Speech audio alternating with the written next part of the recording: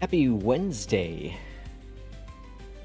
Welcome into another Microsoft Flight Sim 2024 live stream. And welcome to beautiful Oklahoma City, where our friend Mr. J. Russ is not too far away from. We are in the beautiful iFly 737 MAX on a flight today from, well, Oklahoma City to Memphis International. Now this is technically a APL flight with FedEx. But you know what? I want to fly the MAX, and gosh dang it, I'm flying the MAX. I flew the MAX the other day, had a lot of fun. Actually, yesterday was the very first time in a long while that I didn't actually get a flight in a day. Like, I typically can get at least one flight in a day, and it's been a while since I've not been able to do that. So with work, and then P2 and I did our video. If you have not seen it, it's up on the channel now. Thank you, P2, again, for joining me on the briefing room. It was a lot of fun. It turned out incredible. It turned out really, really well. And it's one of those things where, like, even I went back to watch it and listen to it. And it was incredible. It was a very, very good interview. And P2, you did an incredible job at answering some amazing questions. And everything was great with it. So I'm super excited and happy the way it turned out. Again, thank you so much for that, P2.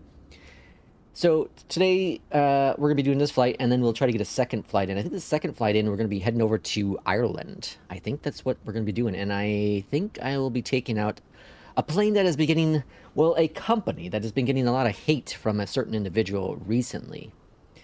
And that would be the EJET. I think flight number 2 is going to be the EJET. And you know, we'll talk about that kind of stuff in the air. We don't want to waste some time on the floor here, right? So again, this is going to be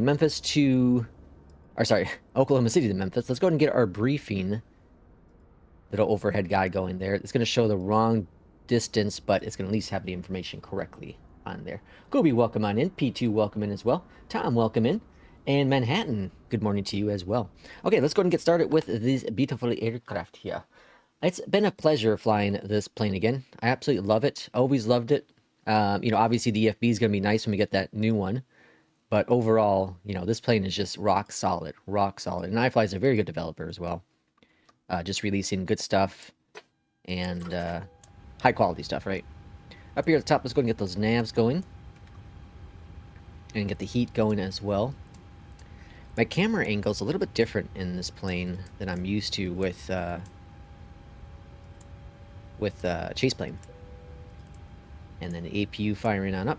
It was actually a while since I've flown this plane as well, which I flew the heck. Obviously, you know me, I'm a Boeing guy, so I flew the heck out of this plane when it was released here in 2024.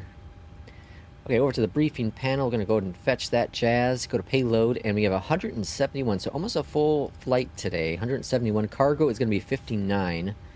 So that's going to be, let's just do 2980. That's pretty darn close. And then fuel on board, that's going to be total, and that's 12266. It'd be nice if they integrate SimBrief so it just automatically jumps into the cockpit versus having to do it all through the EFB. I would like that because I'm lazy. And then our raw data is going to be 5391. Okay, set, and then let's verify real quick. 0 fuel weight 138, 138, perfect, complete. We have that set. Let's go on down here to the the FMC. Position in it. Next is grab the GPS, drop it on in here, go to route, go and do RTO over here, and then request a flight plan. And then we're gonna go ahead and get our good friend first officer doing his thing. Good morning, Captain. The ICA codes are up the top there. So we get Oklahoma to Memphis. So KOKC to KMEM. KOKC KMEM. Oklahoma to Memphis. Load that all in. Does his name rhyme with E? It's like that commercial, you know, the what's it called? Liberty Mutual. Okay, so let's go ahead and get ATC now. SimBrief has given me in this wisdom 35 right, which is currently a tailwind of 7 knots. So we'll see if beyond ATC makes that correction. Oklahoma City clearance, American 1272, ready for IFR clearance to Memphis.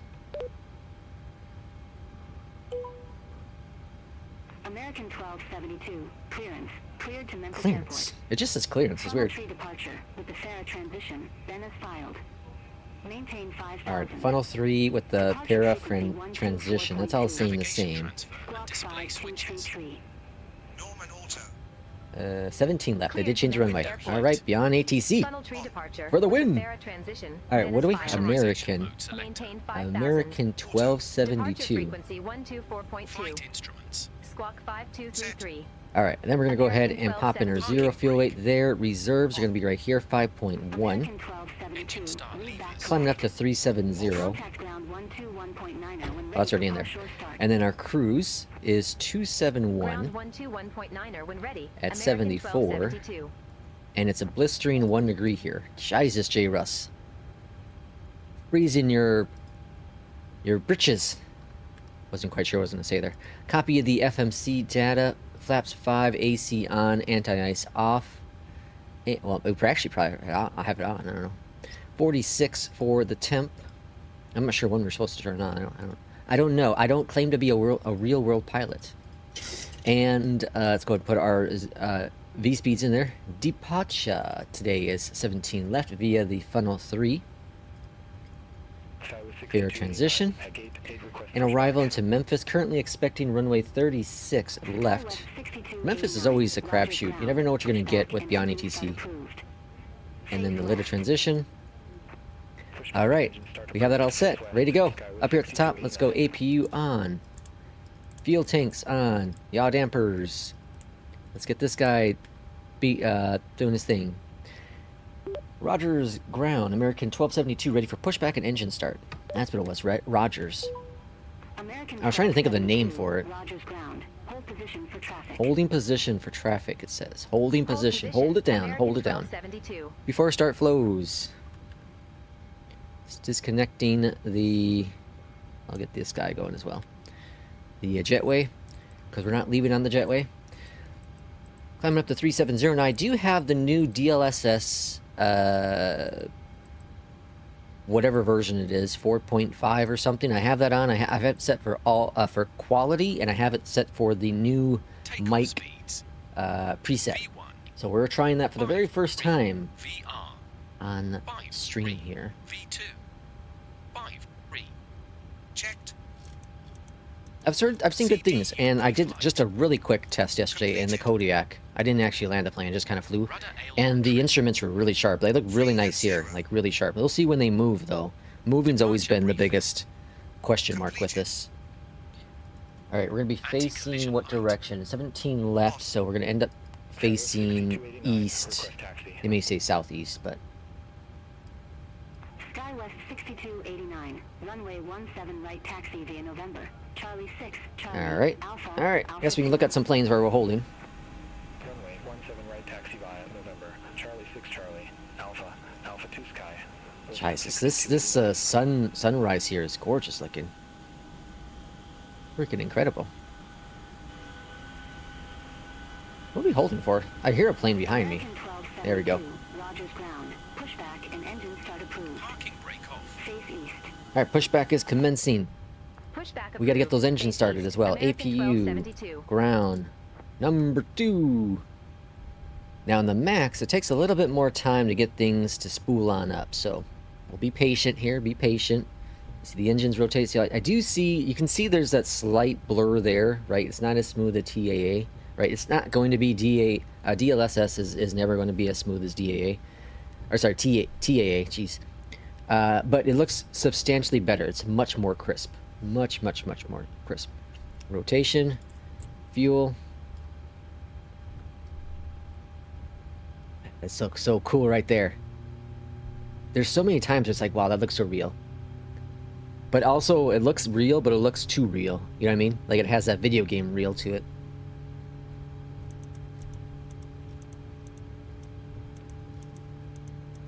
Alright, we're gonna put in heading 1. What are we doing? 17. Engine 2 started. Engine 2 started. Oh, engine start flows.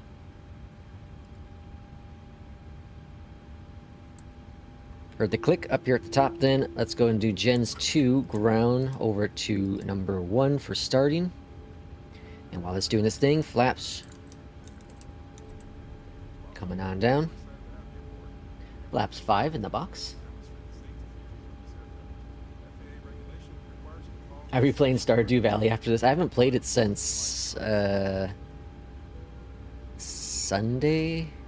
Yeah, I haven't touched it since Sunday.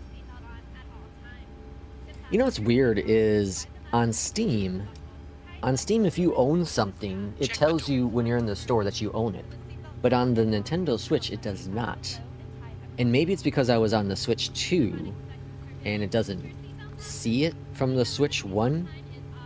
But I happened to just go through my library, because I was like, I want to buy it, but then I don't want to buy it because it's, you know, it's 15 bucks. Is it worth it? Am I going to really get $15 worth out of it?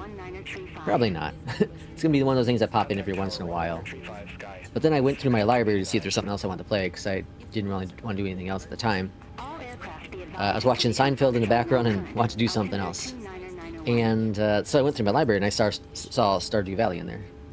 Rogers Ground, American 1272, ready to taxi to the active. And I was like, wow, okay. I bought it at some point. I don't remember buying it. But I did. Gens. You need to make a taxi request and check the frequency. That's what I asked you for. All engine stabilized. Rogers Ground, American 1272, ready to taxi to the active. Pretty sure that's what I said. Maybe I stuttered. American 1272, runway 17 left taxi via November. Kilo, Echo 8, Echo 2. Echo 2. Runway So we're just 17 going left taxi straight via here, November. right? Kilo, Echo 8, Echo, No. Echo 2, American 1272. November, Kilo, Echo 8. Oh, yeah, just straight. Okay, cool. That's because Nintendo is blood-sucking corporation. Someone's in a feisty mood this morning. Engines. You know, it's one of those things. Nintendo's gotten greedy over the years, right?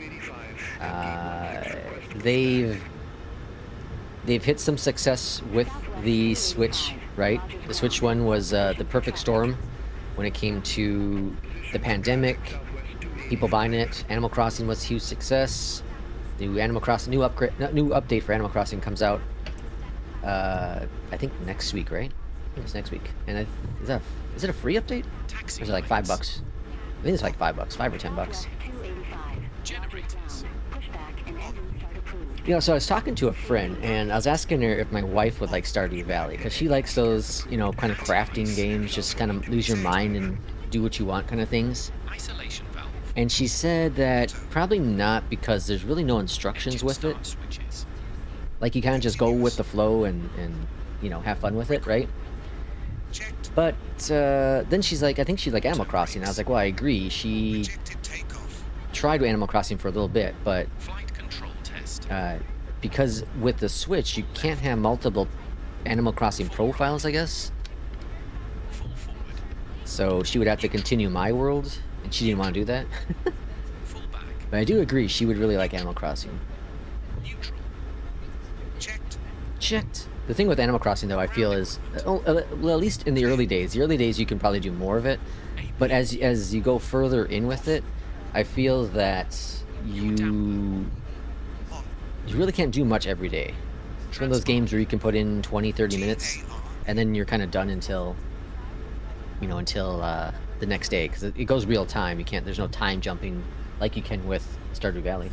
Crisp says, welcome in, Crisp. I'm flying the Allegiant in APL, but every schedule I generate is keeping my flights on the East Coast. I would like to do more flying west. How do I get APL to move my Allegiants? You cannot move the ops. You cannot. You just have to keep generating the routes. Regenerating routes until you get the route, the 10 routes you want. So you'll see me on stream from time to time. I'll bring it up on the screen when I have to, like I did on, was it Monday? I think it was Monday. I had to regenerate it a couple times to get what I want. So I look really carefully at, like, my biggest thing is the nautical miles. Obviously, I don't like doing anything that's more than 500 nautical miles. So I will regenerate until there's less of those, and then there's only, you know, a couple handful that I can skip. But yeah, you can't move your ops, unfortunately. It's a great add-on. It is missing a handful of things I'd like to see, but I understand they're trying to keep the realism, and like in real life you can't, you know, just, I don't want to do this. Rogers Tower, American 1272, ready to go, runway 17 left. But at the same time, it is an add-on. It's a game, you know what I mean? Takeoff runway. So I think I think that's something I'd love to see with APL3 if they are working on one. Set. Trim. Set. American 1272. Roger. All right, heading heading 090. Heading 090. Runway Auto 17 throttle. left. Cleared for takeoff. Clear for takeoff. Let's go. Cabin Fly crew. heading 090, runway 17 left. All right, throttle's coming up. For takeoff, American 1272. I should have bought another copy of APL when it was on sale. I really should have. But then I would have competed with myself over flight time. That's crazy. You can't be doing that. I'm already beating J. Russ, I think, with XP. I think it's XP. I think he has me on... he definitely has me in hours. I think I'm beating him on XP. It's just weird. You don't get so much... You don't get that much more XP for doing, like, long-haul flights. It's just the same XP. I think. I guess maybe you do, because it's by the hour, right? No, it's not by the hour, because I've done flights that are like... No, like, maybe it is by the hours. I don't know. Now I'm confused. I gotta look at the manual. Checked. Checked. Alright, 090 on the heading, so over to the left on departure. Checked.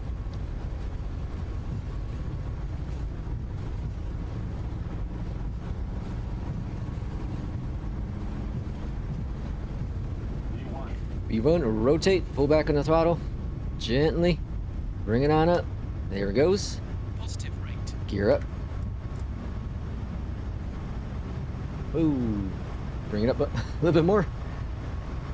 Alright, flaps up. Flaps 2. 400 feet. 400 feet over to the left-hand side. Heading mode, VNAV. Down here, RTO is off. And full flaps up. Flaps up. Jesus, the sunrise, man. The sunrise is gorgeous. Just freaking gorgeous. Acceleration altitude. Alright, Southwest is departing. I had a really, really cool arrival into wherever on my last flight, Monday, I think it was. Because I think it was into Memphis. But there were 4 planes on arrival. I was like 20 nautical miles out, but I saw them, you know, at night you can see them better. So I saw the one, looked like it was on arrival, right? And I heard it on the comms for the approach, switch over to tower, or sorry, from approach over to tower. Alright, direct to avowed. And then there was 2 planes ahead of me as well. And, you know, again, they got switched over to tower. I saw them doing the turn. I was actually watching it on the TCAS as well.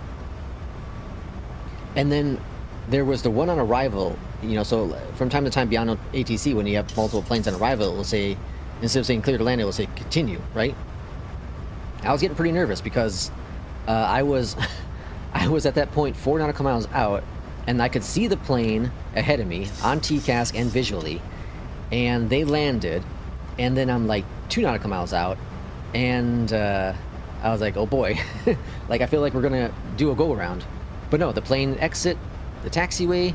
Once it exits the taxiway, it was about 1 nautical mile out, and I got the landing, and then I landed. Oh no, so it said, no, what did it say? It said something like, it's something I never heard before. It was something like, no, that was different. I'm mixing up my flights. Yeah, so no, everything was just normal on that one. The departure was really cool too. The departure, I think, was out of Atlanta. And the departure, I was holding short for a plane to take off. The plane took off. It gave me line up and wait, right? So then that plane took off, was in the air. It gave me clear to take off.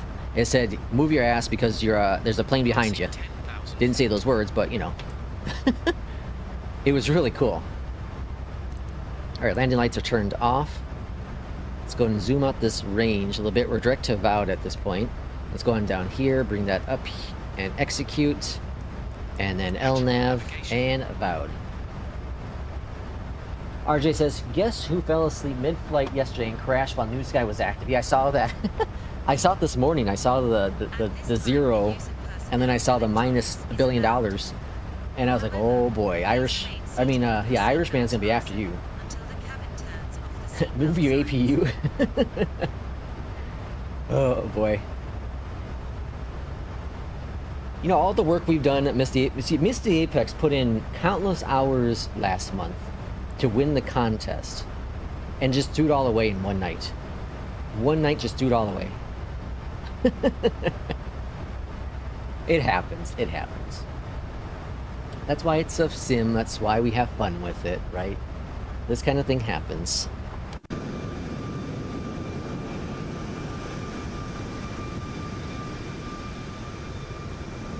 That's beautiful. Too bad Jay Russ isn't in chat right now. You can see our departure out of Oklahoma City. Yeah, I don't understand why NewSky was counting it twice.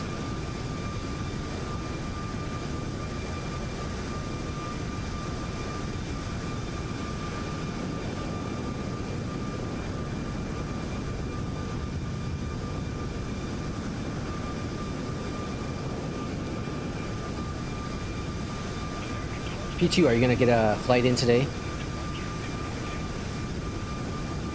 Are you still feeling like you want to fly? Irishman, welcome in. Good morning. Happy Wednesday to you. Hopefully everything's going great with the Irishman world. Irishman, did you get a chance to listen to the interview that P2 and I did yesterday? Apex has been restored to active duty. Oh, that was, you know, I expected it to be more aggressive. Although it's a new month though, right? So we get you get flight deletes. I think we get flight deletes now. I don't remember how that all works. All right, climbing up to 370. Arja says no, I don't deserve it.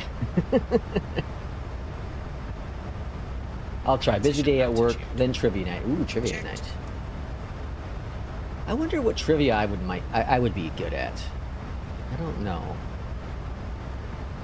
I'm not quite. I have those. I don't know a lot of stuff. I know a lot of. I guess. Maybe like technology related, IT. No, not really IT. I guess computers, consoles.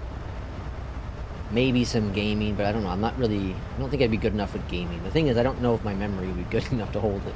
I remember things. I'm really, really good at remembering things, short term and long term. But on very specific things that I shouldn't remember, but I'm very good at remembering it. You know that person that you're like, yeah, you know, I told you this story before. And they're like, no, you didn't. I'm that person because I know that I told you this story. I'm very good at knowing when I said something to someone, you know, like in the past, in sort of a story. That's my superpower. Remembering I told someone a story. Saving them for any big penalties. Big penalties. I'm not good at any trivia. I go for the beer and to let the ladies enjoy the view. Oh boy. New poll up in NewSky chat. Ooh, we got a poll in the NewSky chat, folks. Let's go take a look at it real quick here. Let's check it out. It says, which continent would you like to see scheduled flights for next month? Ooh.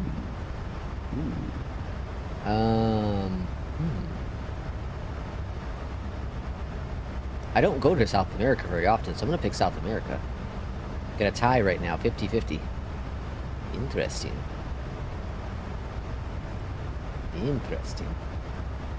Okay, so let's have a chat a little bit about a certain someone's video that came out yesterday, and that's part of the reason why today's stream is titled non-toxic. Non-toxic flight sim, because you know, I won't say that I've gone down the road of toxic in the past. I don't think I have truly, but I've definitely caused a little controversy, right, with some of the videos I've done in the past, right? It rubs some people the wrong way. Gee, that's not obvious. Right, so obviously, you know, when you make any kind of content, you might rub people the wrong way because it doesn't align up in their views, right? And that's fine, because there are plenty of channels you can watch, plenty of communities you can join, and everyone's going to have their viewpoint. Everyone's going to have their favorite plane and their favorite developers and their favorite places to fly and add-ons and whatnot, right? Everyone's going to have their own personal opinion, and that's good to have. What we shouldn't be doing, though, is we shouldn't be starting causing of conflict, right? That's what we should not be doing in any community, whether it's flight simming, or just, you know, everyday stuff. There's already so much hate, there's so much drama, there's so much anger and fighting going on in the world over everything, religion and economy and politics and genders and races, right? There's just so much hate in the world as it is. Why would you want to spread the hate? And sometimes when you make comments, you may not think you're doing it directly to start a hate speech, right? But it can turn into that. So that's why it's very important that when you do make conversational pieces, that you try to think about it before you post it, before you say it, right? And the internet, that's what's scary about the internet, is the internet, you can post something and it's there forever, and words can be twisted because of the way you say it, right?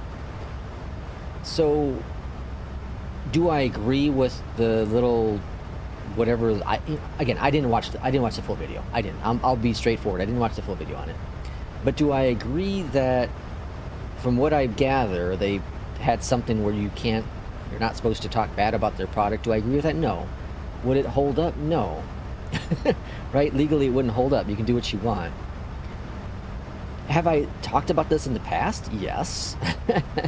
I did a video last summer that was talking about some content creators and how there's bias within them. And there's going to be that bias. If you get anything for free, there's going to be a sort of bias in there. And any of the bigger content creators that do get free products from developers will have that bias, regardless if they say they don't, because they want to keep the relationship going. It could be PMDG, it could be init builds, it could be Flight Sim Studios, it could be SWS, it could be Beyondatc, whoever it is, right? You're going to have that bias. There's going to be that slight bias because you don't want to tick them off. You want to continue getting that flow. If Moza sent me this yoke for free, would I have a bias towards Moza? Yes, I would. I've bought all this stuff thanks to the support from this community and thanks to my credit card. But I love what I have. I absolutely love the product. I think it's a great product. It fits my needs personally. It's not going to fit everyone's needs, right? So I will critique things when I feel is necessary. And I've gotten a few free things from developers, and I've critiqued those products. And do I have a bias? Yeah, I've said it before. I definitely do. I love Beyondatc. I was rubbed the wrong way with SI, so I have a bias towards them, right? I haven't used them now for over a year, so I don't know what their product is like today. I've not personally used it. I've got to sit down and listen to it and all that, but I've not personally used it. So obviously I have that bias in there, right? Flight Sim Studios, I absolutely love the EJET. I love the EJET. I love the EJET as a plane, right? I love the Embraer 170. I think it's a great plane. 175, a great plane. 190 is pretty much the same plane, but I love that one too. I do. I think they're great planes. They're cool. I love being as a passenger. I have a bias because I really like that plane. I have a sort of bias when it comes to the Boeing planes because I prefer Boeing planes. I like them. I like flying them. I have more fun with them. So I have that bias towards them. Doesn't mean that it doesn't mean that I can't critique the plane still. Just this morning with this stream, I critiqued the tablet. I critiqued that I would like to see a SimBrief automation, similar to what the PMDG has, right? I've critiqued the EJET plenty of times. The EJET, the 306, the FENIX, all of these planes. I've made my my complaints known about the products, right? And that's what we need to do. But what you don't need to do is start a protest, start a rally, because you don't agree with a developer's statement, right? If you, and there's clearly a history going on between driver and FSS. There's a history there. And the reason why I say that is because not too long ago, a few weeks back, I remember seeing in the FSS Discord that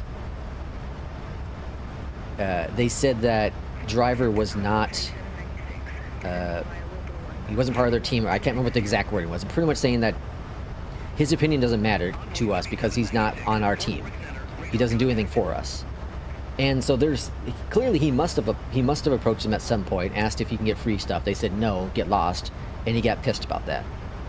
Right? There's or something else. I don't know for sure, but there clearly is some sort of history there. There's a reason why he's doing that. There's a reason why I am using Beyondatc and not using any other ATC. Well, FSHUD I use, but from time to time. But there's a reason why I don't use someone else's ATC, right? There's always a reason behind all this stuff. There's also that personal preference, right? But there's always reasons why you never touch something else. There's always a reason, whether it's something you just don't like, period, or if there's a history going on with that, right? There's that for sure. I think the right thing to do in that situation was not to make a video about it. Was if you had an issue with what they had, email them, Discord message them, whatever, and say, hey, just curious, I see this in there, is this still a thing? And be like, oh, well, no, actually, no, we changed the thing, we forgot to change the website, you know, we'll get to it, thanks for bringing it up to us. Cool. Done. Problem solved. You don't start drama in any community, don't start drama within any world. Everyone's happy. You're not... Okay, there are only, and I talked about this in the video recently, there are only a handful of people in the flight sim community, right? There are only several thousands. I don't even think there's 100,000 flight simmers, right? There's not a lot of us, especially the ones that are buying multiple planes, multiple add-ons and all that stuff. There's not a lot of them. It could be an expensive hobby. There's a lot to learn. It's time consuming. Why would you want another company to leave? Especially when a company is making planes that no one else is making. Why would you want to try doing that? Now, if they're making really bad products, you have a point, but they're not making bad products. Their products, the 727 is very good. The EJET, it's an experimental build. I know it's taken a long time. It's taken longer than anyone wanted it to, longer than they wanted to, I'm sure. But when the product is finally done, I think we're all going to reflect on it and be like, God damn, this is a damn good plane. This is a lot of fun. Whenever it's done. It may take another year, who knows? But when it's done, and it's probably going to be a very good plane. Should they have not have released a plane and, you know, at the state it is? Maybe, and we always still bitched, I want the EJET, because I was doing it. You know, we can say the same thing about the service pack one for the iFly, we can say the same thing for the Neos, we can say the same thing for what's the Tulsa, what's it, the 340, whatever they're making, right? We can say the exact same thing for any other plane, the 757, the 727, yeah, there you go, RJ. We can say the same thing about all these ones, but they don't push anything out because they're not ready. They're not willing to. Flight Sim Studios said, hey, we have something ready. It's good enough to fly and have fun with it. It's not a custom built, you know, FMC, so you got to deal with that. And then they finally got working on it and VNAV and all that jazz. And they pushed it out saying, hey, we got something that works most of the time, but, you know, we're going to push it out for y'all and let us know if there's any bugs with it. And then we'll code it and we'll hopefully get it fixed for y'all. That's what's going on now with this one. You know? I don't know. It's unnecessary. It's unnecessary drama. It's unnecessary drama. So yeah, FSS is charging 80 for the 727-100. Yeah, I saw that. That's PMG level balls. Yeah, but the 727 is a really good plane. It is a really, really good plane. I don't fly it enough because it's just a lot of... it's a lot to learn. I wish I could and would put the effort into it, but there's so much to learn. There's so much to learn. You know, the more and more I think about it, the more Parallel 42 is smart. They locked down their Discord. They said, we're locking it down again because we don't want to be distracted. And I was like, I don't know about that. I kind of liked having the Discord so you can kind of see people talking about it and, you know, user support and all that kind of jazz. But you know what? I'm kind of on board with that now. I'm on board with it. Developers maybe shouldn't have a Discord anymore. Just have it for, like, announcements and then, like, supports that are locked down, but only people that work with them, you know, mods and stuff like that can access it and respond to to support forums, but that's it. That's it. No back and forth communication stuff. I think I'm on board now with Parallel 42 with their approach. Let's see, P2 says, what I found funny was that through line by line in the FSS EULA, but no word about PMG on now. Yeah. Again, bias, right? So what U.S. airline pays well in APL? Yeah, that depends on what level. Yeah. RJ, it does depend on the level. So FedEx, UPS pay really, really well. So far, I found them to pay the most. I'm making 89 or something like that with FedEx right now. Plus, I'm doing 10 flights a week back on that again, so I'll make that extra 25%. So yeah, you can make some serious money on that. I think the E175 is super fun. I agree. Mike, welcome in. Happy Wednesday to you. Other than the E175, I'm going to get the 175E. Yeah, I'm going to buy the 190. I've made my decision on that. I'm buying the 190 today. Like, I'm going to continue to support Flight Sim Studios. I love the EJET. I think it's a lot of fun. They get my money. You know, they're not a... I don't see them as a shady company. I see them as a protective company. I also think they should probably do the same approach that Parallel 42 did and just lock down their Discord. Have it just for support, just for announcements. That's it. Right? I think that they should do that, personally. Because their planes are fun. And I do think they're a good developer. It takes a lot of work, man. It takes a lot of work. These aren't massive teams. These aren't massive teams. A lot of these teams aren't even full-time working on this. You know, they may say full-time in the title, but they're not actually full-time, right? They might have their own second jobs. You know what I mean? RJ says, well, the 727, the 220, they have been on development for a long ass... Yeah, I agree. Very long time. Very long time. Bluebird and Synaptic just decided to release product once it's ready. FSS decided to get some funds by pushing experimental. I agree, yeah. Look at NVIDIA. It took them 6 years to push a decent enough DLSS. Yeah, exactly. Fair point right there, too. Yep. P2 says, Flight Sim community and unnecessary drama, a better love story than Twilight. Yeah. Luckily, the 727-200 Control E works. Yeah. Well, that's the cool thing is, what I think is really awesome about, what I think is really, really awesome about the 727 is it has that phone. And you can start the plane up using the phone, like the what's it called? The engineer will do all the things in the background, right? It's so freaking cool. That's a genius idea. A genius idea. And SWS, Simwork Studios, who does the Airvan, also has a little phone on theirs as well now, where you can access like failures and stuff like that. It's freaking cool. It's a genius idea. It's super smart to think. Super, especially back then, you know, like those old 727s don't have tablets, you know. They wouldn't have phones like that either, but... World of What, welcome in. Cool plane, bro. Yeah, this is the iFly 737 MAX. We're flying the old good old iFly today. Mike says, or, let's see, have them make a new Discord for support. Yeah, Mike.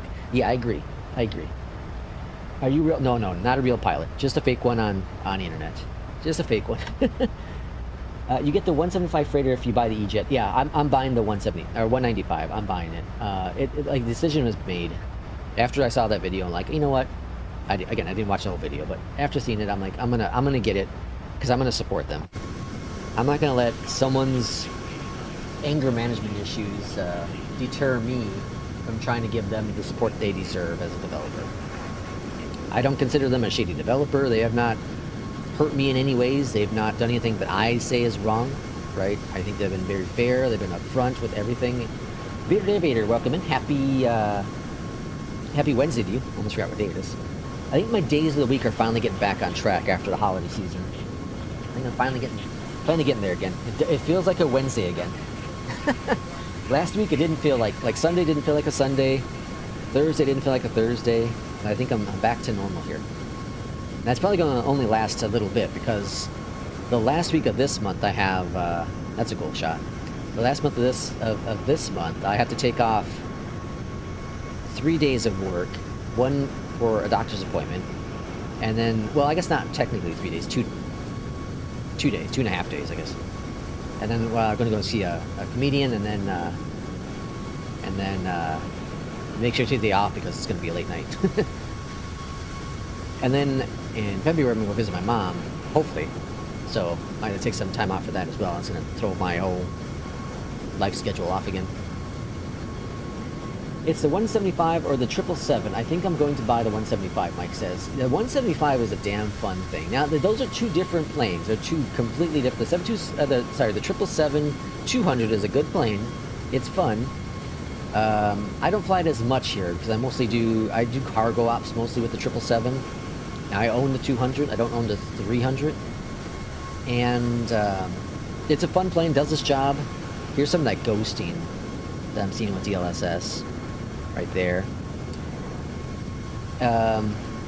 Boy, and you know, in that case, you have to kind of figure out what you're looking to do. Are you going to do more long hauls, short hops? You know, what airports you're going to fly into? I think that's what determines which of those two planes you want to get, right? P2 says he's a crappy developer. I have to go back to school today. Lucky I'm homeschooled. Oh, you're homeschooled. Nice. I always wondered what would happen if I was homeschooled. Would I have actually paid attention more?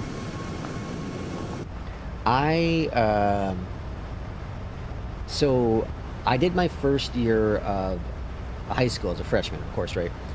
And what I found was that I wasn't learning in high school. I was really struggling to pay attention to the teachers, right? They talk on and on about whatever, and I was just sitting there like my brain was just lost. I knew what was going on. I knew how to do the things because I can self-teach, but I had a very hard time just focusing on it. So I felt like I was wasting my time in classroom. So I started skipping a lot of classes. In freshman year, no, incorrect. Well, yeah, freshman year, I probably missed 20% of the school year because I skipped classes, right? And so the second year, so sophomore, is it sophomore, right? This freshman, sophomore, junior, senior? I think that's how it goes.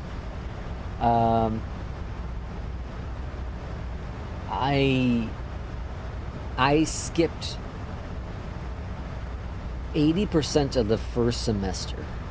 It was about that.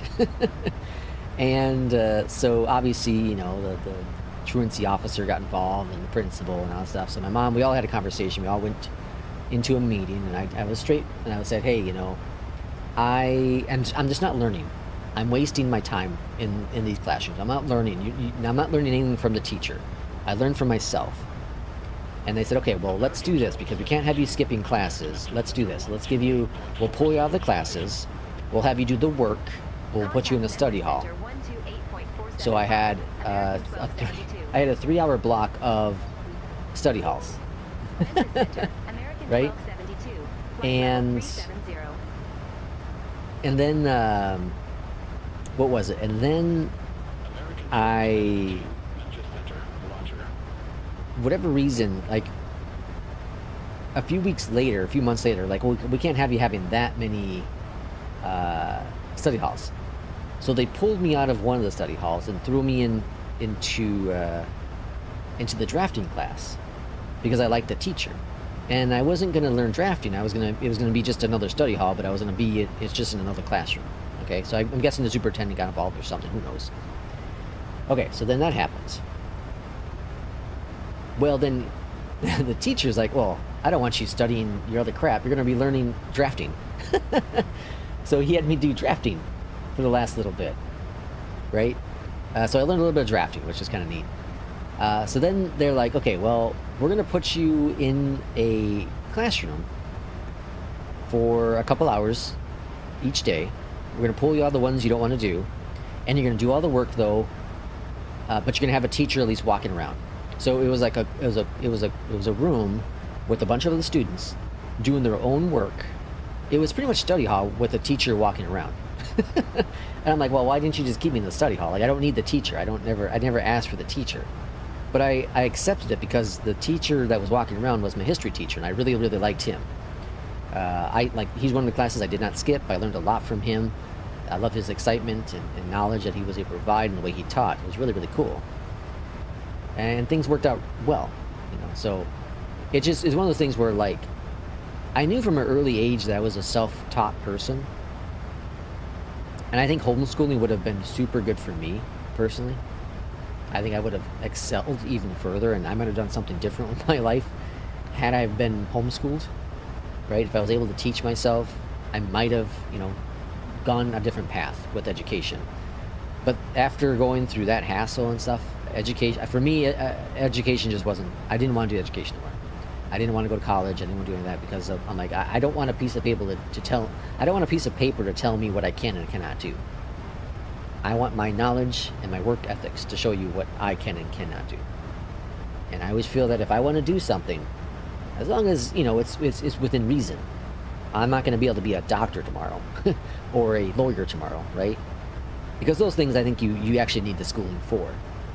But if I want to be, you know, a banker, or if I want to be a mechanic, I could teach myself those skill sets. I know I can do that. If I want to get into IT tomorrow, I can teach myself those skill sets to be successful in those positions, right?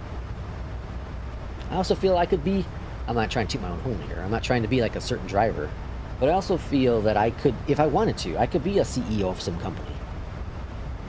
Because I feel that I have the knowledge, what it takes to get people on board. I think it's important to be consistent with people and put people first. People first, business second. Because when you do that, it drives the sales, right? And that's what matters, in my opinion, the most.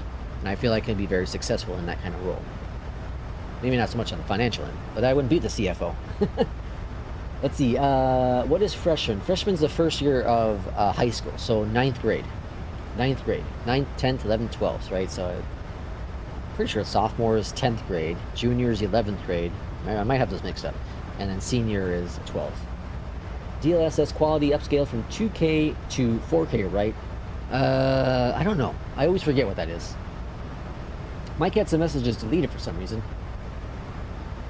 Streamlabs thought he was a bot.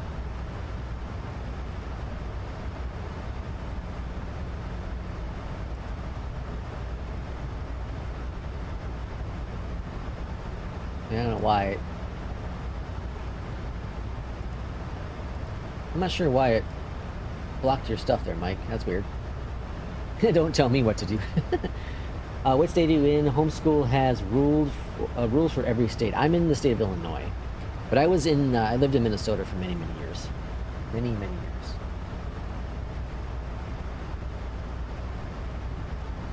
Okay, we're getting close to top of descent. It's a pretty fast flight here. We should be on the ground here within the next half hour. It's gone pretty quick. It's about a 400 nautical mile flight when you throw in the departure and arrival. It's pretty good, I would say. Okay, in terms of stream scheduling for this week, I was thinking about doing tomorrow, but my wife's going to be doing D&D. So it might pick up her voice. I might pick, her stuff might pick up my voice. So I think we won't stream tomorrow. But we'll stream on Friday and Saturday and probably Sunday. Probably those 3 days. So Friday evening, Saturday evening, and Sunday morning probably. Yeah. I think that's what the schedule is going to be for this week. And the next week we'll kind of see.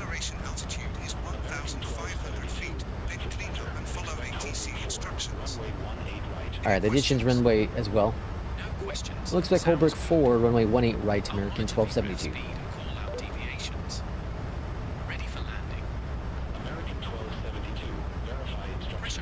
I did. We will expect Holbrook 4, runway 18 right, American 1272. It doesn't always like that. I don't know why. I'm not sure if I'm just talking too fast before it's recognizing it or what. Okay, 18 right. We're gonna check the real world stuff to see if that's actually correct for both OKC and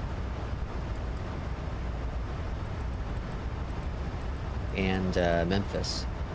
All right, let's go on down here then. Arrival 18 right. That's all gonna stay the same. Top of descent's changing just slightly. Okay, so then on the arrival,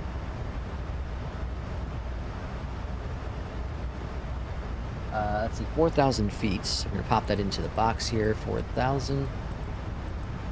Yeah, this DLSS is much improved. I'm actually going to continue using it. And the reason why is because it uses significantly less GPU on my system. And it's not, again, it's not TAA by any means, but it is much improved. Enough to be like, yeah, I can use this. I'm satisfied. All right, the minimums here in in Memphis, 495. P2 is gonna head to a meeting, and then we're gonna do our minimums on here, 495.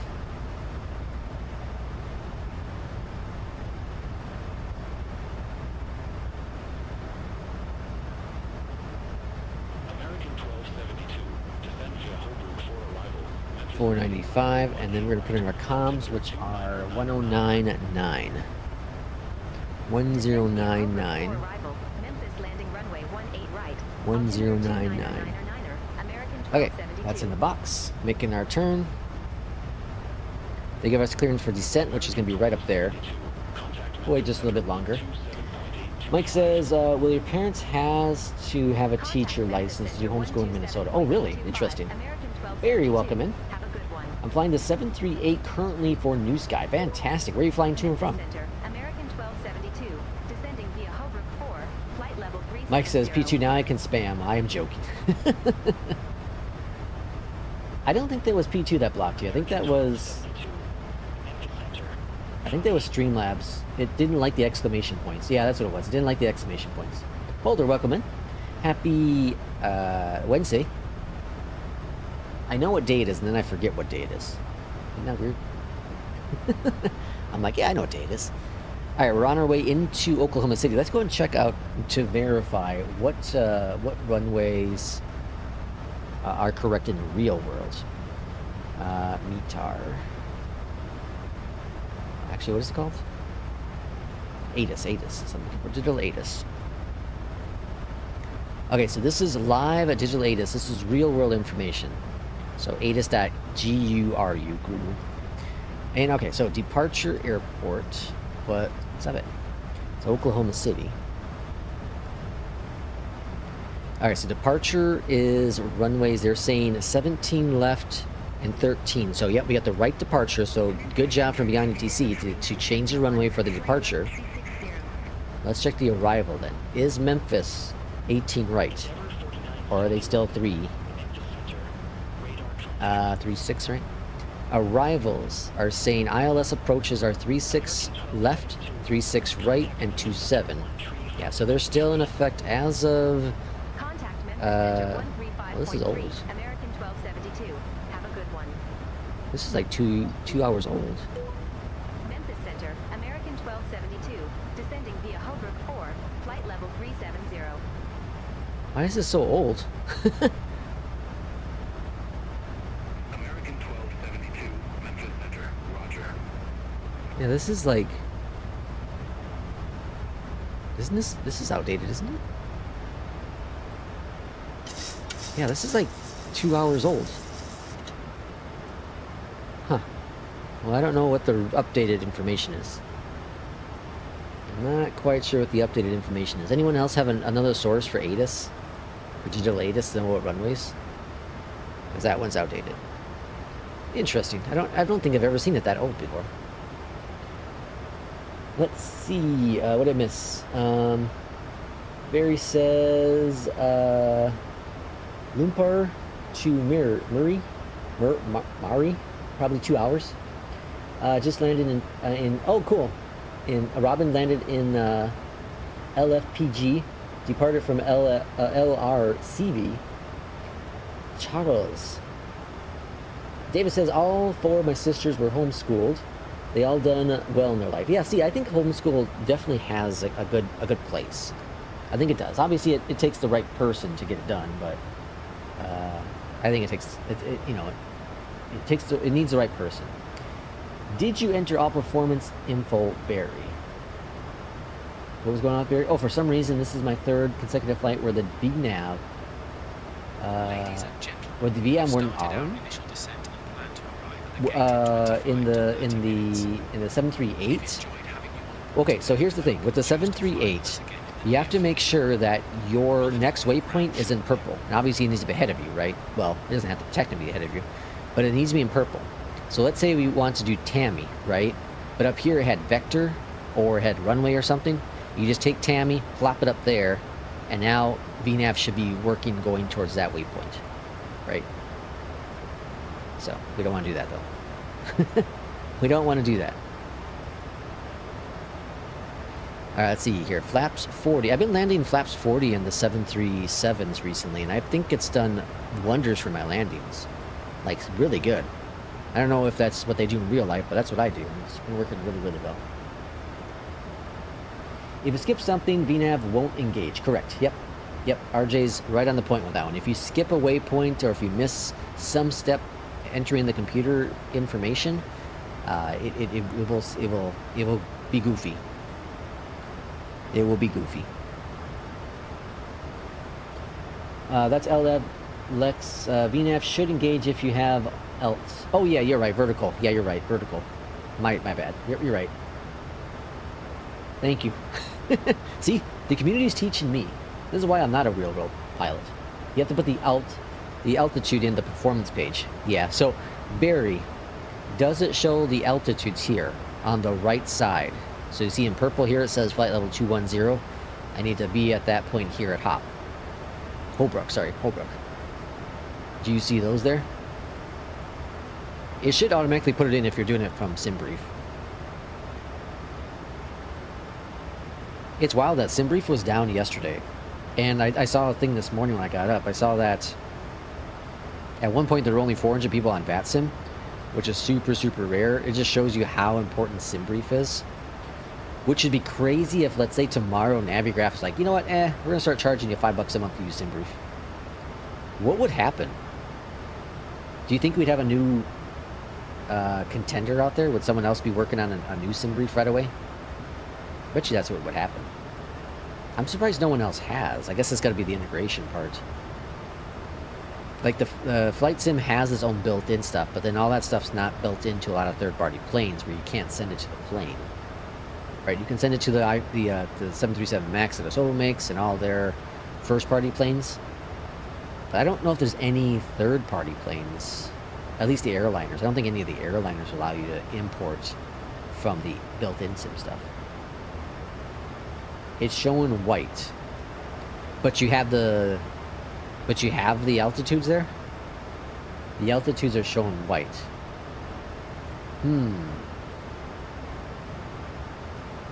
Yeah, that's weird.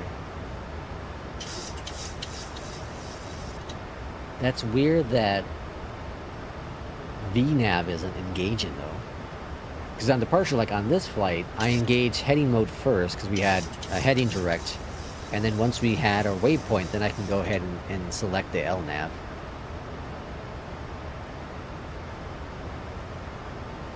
That's interesting.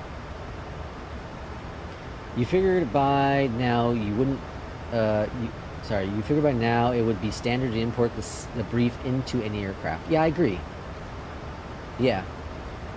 I know, like, there's the add-on you can get to, I know, Barry's gonna run. See if Barry, thanks, or not Barry, sorry, Mike, thanks for coming in. I know that, what was I gonna say? Oh yeah, you can use a SimBrief little thing inside the EFB in Flight Sim 2024, but you still need SimBrief. Yeah, but it is weird that there isn't some sort of a standard.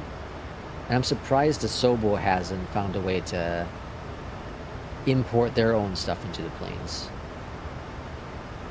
You would think they would try to, because that would push out. Because, you know, it just almost looks like they're with their built-in charts. It's almost like they were trying to push out Navigraph. I remember when I did a video on that a while back ago. It almost seemed like that's what their goal was. I'm not saying it was. It just kind of seemed that way, right?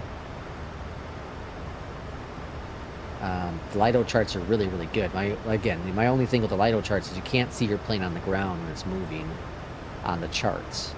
If they added that feature, that one feature, I think I would cancel Navigraph. And they have like 9 months to do it. I sure would like to save $105 a year. That'd be pretty nice. I can buy like an extra pizza a month. I'm sure my wife would really enjoy that. Alright, coming up on 21,000 feet on the arrival here into Memphis. I've come into Memphis so many times now. That's one thing that's really cool about APL and flying for an airline is that you have your ops, right? Your main bases. So like FedEx, of course, is Memphis. Louisville is UPS. We know Atlanta is Delta. United's for Chicago, right? So we know like there are all these hubs. Dallas has American. Some country, are they still based in Minneapolis? I think they're still based in Minneapolis. But like there, all these different hubs anymore. So you're gonna fly a lot of the times in the same a lot of the times in or out of the same airport with obviously a hub. And it's cool because you get really familiar with those airports. Like I think I know Memphis on the back of my hand now. I know it so well. I can visualize it. It's one of the things I can visualize. I could probably write down. I can probably draw pretty accurately the ground chart for Memphis. The soon-to-be called Fred Smith International Airport of FedEx Worldland. Would definitely make it easier for the majority of the simmers. They might stick around longer instead of getting frustrated and leaving. Yeah, I agree with that. Irishman, yeah, I 100% would agree with you. And it'd also make it just easier just to learn things and have a standard, like you're saying, SimBrief is great. SimBrief does offer a lot, but if the SOBO made it a lot more internal, but there are a lot of people that use the. Well, I guess that's not true. Well, I'm sure there's a lot of people that use it, but like, I use SimBrief outside of the sim. I use it. I go to SimBrief.com and get the flight plan. Some people use it on EFB. Some people use EFB only, right? But again, you can't import it into a lot of the planes. And sure, you can get all the information off of that, off the built-in panel, but you then have to import all. You have to manually enter all the stuff. And I'm not about that life. I'm not about that life. We did pretty good today. We got off the ground fairly quickly. We're an hour and 5 minutes in the stream. We're almost done with our first flight. So I'd say we're rock and rolling pretty good today. Transition altitude. And the second flight, Irishman, we're going to be heading to your name's neck of the woods. We're going to be doing Dublin. I don't remember where we're flying into. And it's another FedEx flight. But we're going to be taking the 170. I'm going to take the 170. And like I said earlier, I'm going to definitely be buying the 170 or 190 today. I'm going to give them my money. I'm going to give them the support I think they deserve because I feel they're a good developer. I think so. But again, we're all human. We're all able to do what we feel is best. American 1272, contact Memphis Center 118.625. Center on 118.625, American 1272. Memphis Center, American 1272, descending. I slept like garbage last night. I'm so tired today. My day off work, and all I ask is to American 1272. get a little bit of good sleep in. Just a little bit. American 1272. Contact Memphis approach 119.1. Contact Memphis approach, American 1272. Memphis approach, American 1272, 16,600, we have Sierra. American 1272, Memphis approach. Good morning. Altimeter 29er, expect the visual approach runway 18 right. Altimeter 29er, expect the visual approach runway 18 right, American 1272.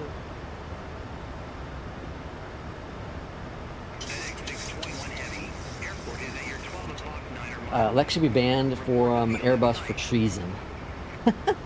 I haven't been in the FENIX for a bit. I haven't. I'll have to check. I'll check APL. My last flight in the FENIX. It's been a bit. It's been. Let's see. I have. I bought this Moza on December. I just looked the other day, like December 15th or something. So I'm coming up on the 1 month, which is crazy. It's only been a month. I feel like I've had this thing now for like a month and a half or so, but it's only been like 3 weeks. That can't be right. That seems way wrong. Let me check that again. Southwest 212, cleared visual approach runway 18 left. Cleared visual approach 18 left, Southwest 212. Let me check this out again. Southwest 212, contact Memphis Tower 11. I think it was the 17th. Over to Tower 119.7. Alright, Moza. FedEx 468 Heavy, airport is at your The 14th, yeah. So I've had this thing for only 3 weeks. I feel like I've had it for a lot longer. It's only been 3 weeks. FedEx 468 Heavy, cleared visual It's crazy. approach runway 18 center. Cleared visual approach 18 center, FedEx 468. I guess it makes sense. FedEx 468 Heavy, contact Memphis Tower. It does make sense because Have a good one. I bought the AB9 in October. 9.7 FedEx 468 heavy CU. I bought that in October and FedEx 684 heavy. Good returned it the morning, next day. 900 with information. Had the TCA, had that for 5 weeks, and then returned that for. Yeah, so I guess it all makes sense. It just seems like it seems like it's been longer than that. Barry says he shared it in shared the screenshot in. Okay, cool. Do you ever let's see? Do you ever the SimBrief takeoff landing calculator or just use the data from the EFB? I found they never match. I don't use the calculator from SimBrief. No. I use it just from the EFB, or I'll use it just from, you know, the McDo's down here, FMCs, whatever it be. I just use it for, you know, the information from here. Like you can put it in on this plane, you can put it in over here, right? Put in the performance calculator here, show landing. And you can copy this information here. It's gonna be dry conditions. The winds are 07 at 4. Oops, not 1, 4. Temperature is 12, and QNH is 30.00. Flap configs, I'm gonna do, let's say 40. Anti-ice, air conditioner off, anti-ice off, and then brakes, let's say max 1. Show and route, all operational, none here, and then calculate. And it's saying 143 plus 5. 143 plus 5, and then 143 plus 5, 148. So it's saying 138 here, and then 145 on there. So there's that difference there. We're really high on this approach.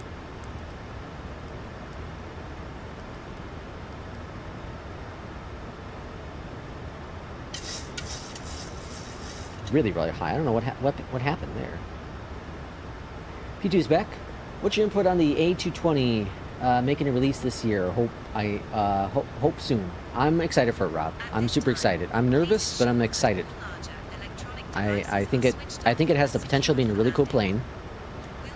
I'm obviously a little concerned because AnyBuilds is part of it. AnyBuilds they've had a much improved record recently, but you know, I'm also concerned because I don't know. I've heard you know, obviously again it's not released yet, but I've heard, you know, people saying that people have been able to use it, saying it's a little goofy in certain aspects of it. But I have high hopes. I think it's gonna be a good plane once it's out, once it's finalized, once you know, once they get some of the bugs squashed, once it's released. There's gonna be bugs. I don't expect it to be the perfect plane from the get-go. I really don't. If it is, it's great. I don't expect, you know, like FENIX level when it's released. I don't expect that. I expect it's gonna be better than like the EJET's release, right? Whether the experimental build or the previous 2020 build, right? I think it's gonna be better than that. But I don't think it's gonna be like the greatest thing ever. I think it's gonna be a solid plane. But again, that's just me going off of the videos I've seen and articles I've read. American 1272, turn right, heading 125. All right, 125, 125. Turn right, heading 125, American 1272. All right, heading mode, heading mode. Heading Click the select. button. All right, coming in a little hot here. We'll be all right. We'll be all right. Got plenty to work with. Hopefully, it won't be Phoenix price as well. I wouldn't be surprised if it's $60. If it's any less than 60, I'd be blown away. Watch the airspeed. Ain't gonna pay more than 30. Oh, it's definitely not gonna be 30. I would highly doubt it's gonna be 30. With the collaboration with any builds, no way. No way it's gonna be any lower than 30. Yeah, I would challenge anyone who says it's gonna be $30. I just don't see that possible. It'll be a fine plane. It'll be a fine plane once it gets out of its, you know, struggles of development and whatnot. So are we playing Stardew on stream after this flight, or what? P2. If you donate as much money as you have in Stardew right now on the stream here, so I can buy a bunch of gift cards for the community, then we will. Approach mode. The ball's in your court. Alright, heading 125. We're going to intercept the localizer here in a moment. P2's going to come back and say, I just bought a bunch of stuff. I have no money. Alright, localizer's captured. Clarity? Is that this economy? Oh, in this economy? Alright, localizer's captured. Didn't say capture localizer, but we're doing that anyways. American 1272, turn right, heading 215. 215. Oh, now it's being goofy now. Heading 215, American 1272. Alright, speed's coming back, looking good. At, what is that, Bake up there? Right, Braille? And we got Elvis and Sham. Okay, looking alright, looking alright. Glide slope alive. Glide slope alive. American 1272, Speed's looking good. Speed brake on. intercept the 18 red localizer. It's because I came in too hot, probably. And the pirates, here I come. Here's the Stardew stream fun. $13.99. Fantastic. Thank you for the $13.99 P2. The Stardew stream fun.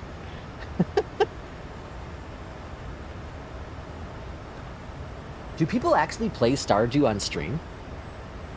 That seems like it'd be a tough stream to do. No piracy talk on stream, please. American 2150, Memphis approach. What did he say? He said the pirates, right? Then pirates here. Oh, pirates here I come. Oh, okay, okay. I thought it was a joke towards Stardew. I wasn't calculating that right. All right, altimeter 3000.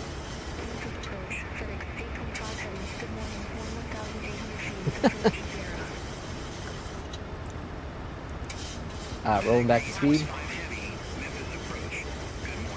And 190. There's a couple guys that stream it, really. Fascinating.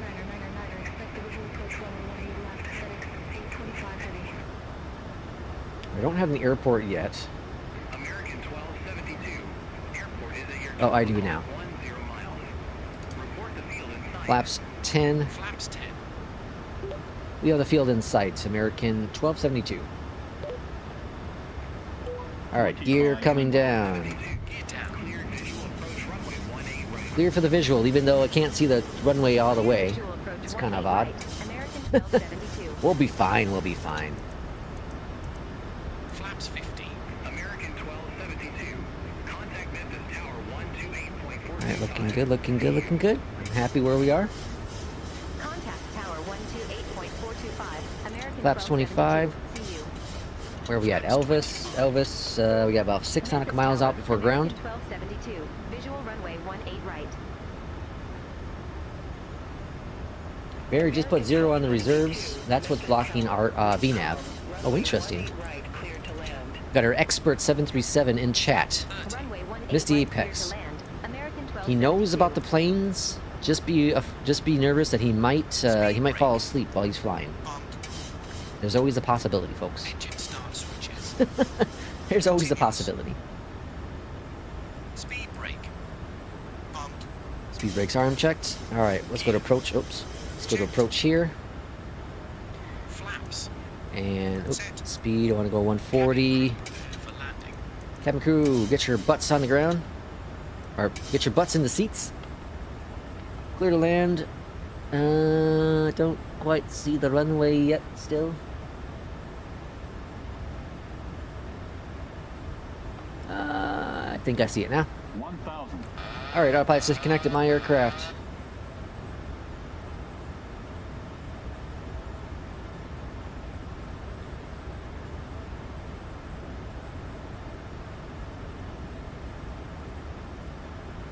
Alright, steady it in, folks. Steady it in.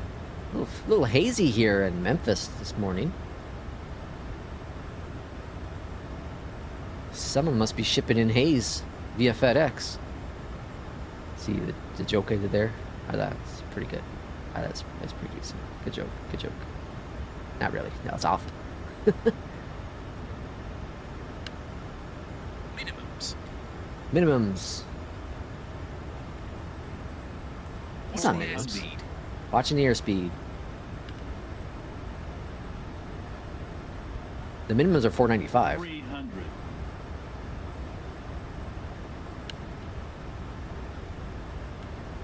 Approaching minimums.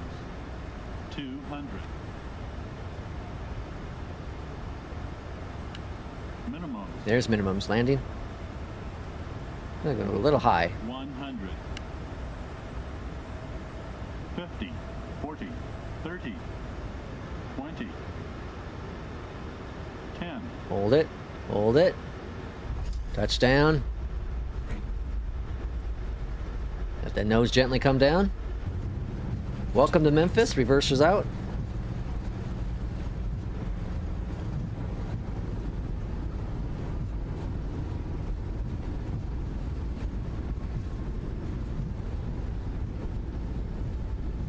Alright, we're taking this exit here. High speed exit. That's a pretty successful landing. Landing lights off, flaps going up, spoilers disarmed. Mike 3, American 1272. Fantastic flight, if I do say so myself. Very, very good. American 1272. Master copy, welcome in. Kind of hazy out. Yeah, a little hazy out. Welcome in a neighborhood. Ground 121.65, American 1272. Have a good morning. Flight directors are off.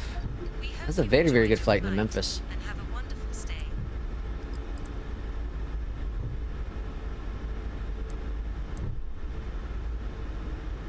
Looks like a landing in India. Good landing and good luck. Visual? What visual? I can't see 200 ahead. Let's call a FUI, flying under the influence. That's pretty good. I like that. Master copy. I don't know if I said it. I don't remember if I said it yet. Welcome on in.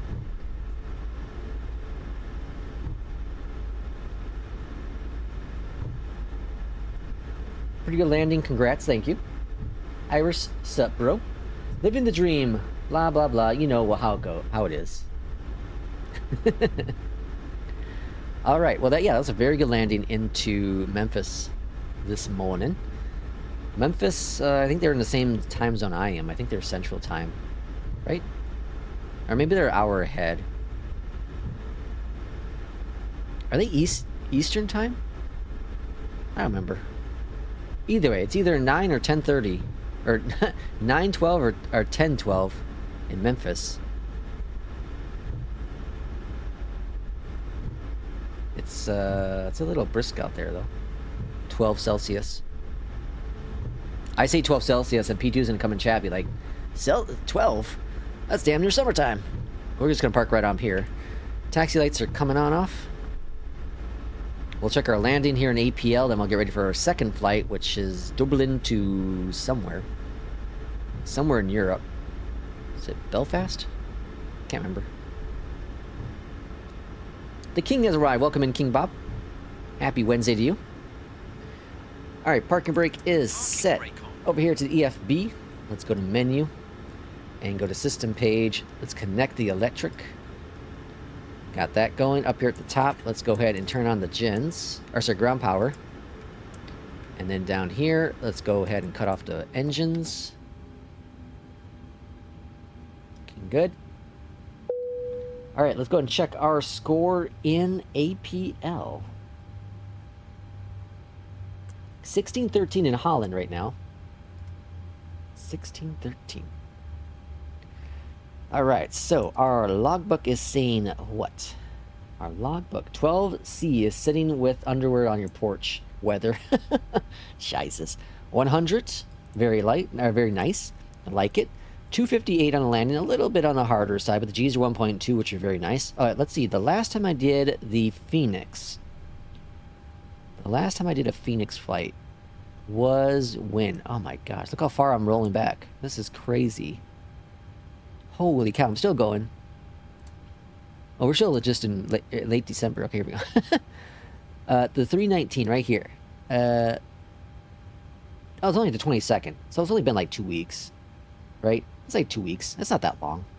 I've just done a lot of flights. Look at that. Look at all the flights. This is flight number 3 for this week. Or 4. Is this 4? APL, come on. This is number 4. Okay, so it's only 3 hours. I only have 3 flights in this week. It's Wednesday. I still gotta get 6 more to make my 10 for the week. I got a lot of flying to do. I just didn't fly yesterday at all, which hurt me. It set me back a little bit. Alright, let's go ahead and clear out of APL. Let's clear out of First Officer. Our second flight today is Dublin to Stansted. London Stansted. So we're going to be taking the EJET out for that flight. Let's go ahead and go to the main menu here. Going to EJET out. So we're going to take the 170. I don't think I have. I don't think they really fly the 170 in Dublin, right? They normally do like the 190s, huh?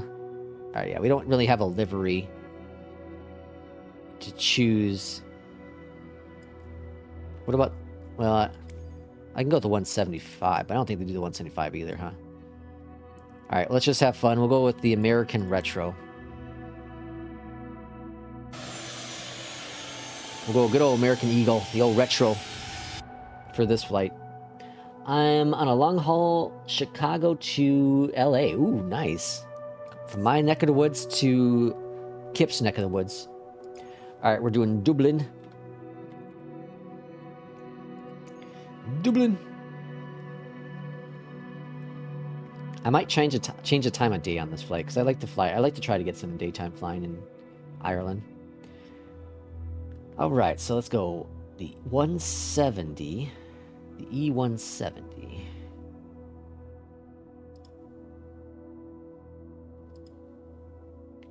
All right, so just so that J-Ruz can see it, so I can tell him I do it on stream from time to time. Here's SimBrief. We're going to do American Eagle. We'll just do American. So AAL, I'm changing my call sign. We have the E170, and we're doing the dual class. We're departing from Dublin. We're going to, what was it, Stansted? We're going to generate the flight. There's still daylight there at the moment. Yeah, by the time we land. Is that Dublin, Texas? Dublin! And then flight level 330 for the cruising. And it's going to be 50 minutes worth of airtime. Really? Alright, and then... Oh crap, I forgot to check the runway.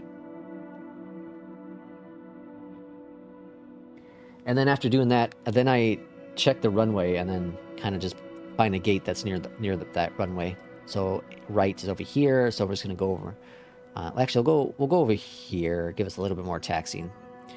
Alright, and then let's go start flight. It's only an hour flight. You don't think it's going to be dark by then? Let's see. We'll see what happens when we spawn in here. It seems like it's dusk. It's starting to set. Alright, I guess we'll stick with it. Dublin, Italy. Dublin, Italy?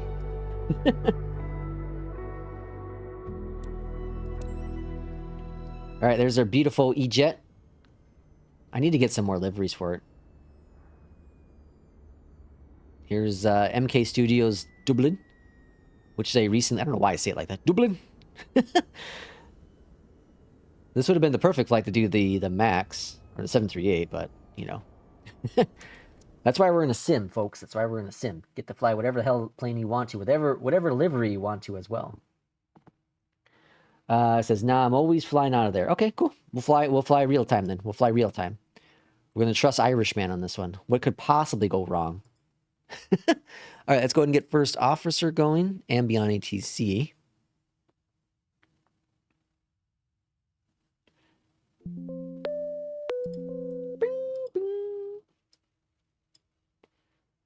All right, so we're doing the EJET, the 170.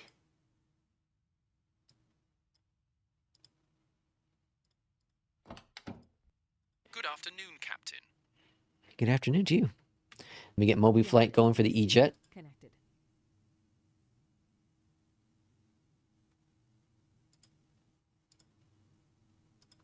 All right, cool. And over here, we're going to go to GPU connecting, and then we're going to go to flight details, import or SimBrief data. I'm excited to fly the 170 now, or 190. And then confirm all that jazz. We'll get our ATC. Dublin delivery. Hello from American 5201. We are ready for IRFR to Stansted. Cabin pressure. American 5201, Water. Dublin delivery. Dublin. Expect runway 28 Oxygen. right. Index 3 Juliet Checked. departure. Scorp 2152. 2152. Ended 3. 28 NZ3 right. Juliet Cool. departure. Squawk 28 2152. right. Dry American conditions. Sync 5201. that. Checked. Calculate. Instant. I do American instant twice. 5201, read back correct. All right, battery 1, Contact 2 are on. Arm this guy. No smoking, seatbelt signs. APU is firing up. Navs, V1, beacons, inspection logo. We'll get the pump going right away. 135. V2, Now we're just waiting for our systems to load on up. 39. Checked. Seatbelt signs. On. On. Beacon lights. It says 3,005. Yeah, so it's pulling from the last airport we landed at. That's why it's Hydraulic pump doing 3A. this up here. On.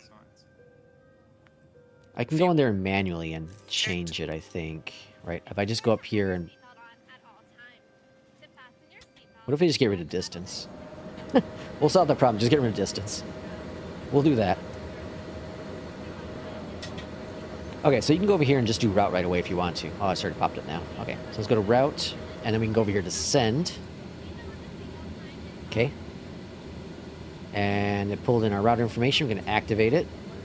Departures. Runways. 28 right. Ended 3. Oops. Ended 3. And then review. Or no, departure.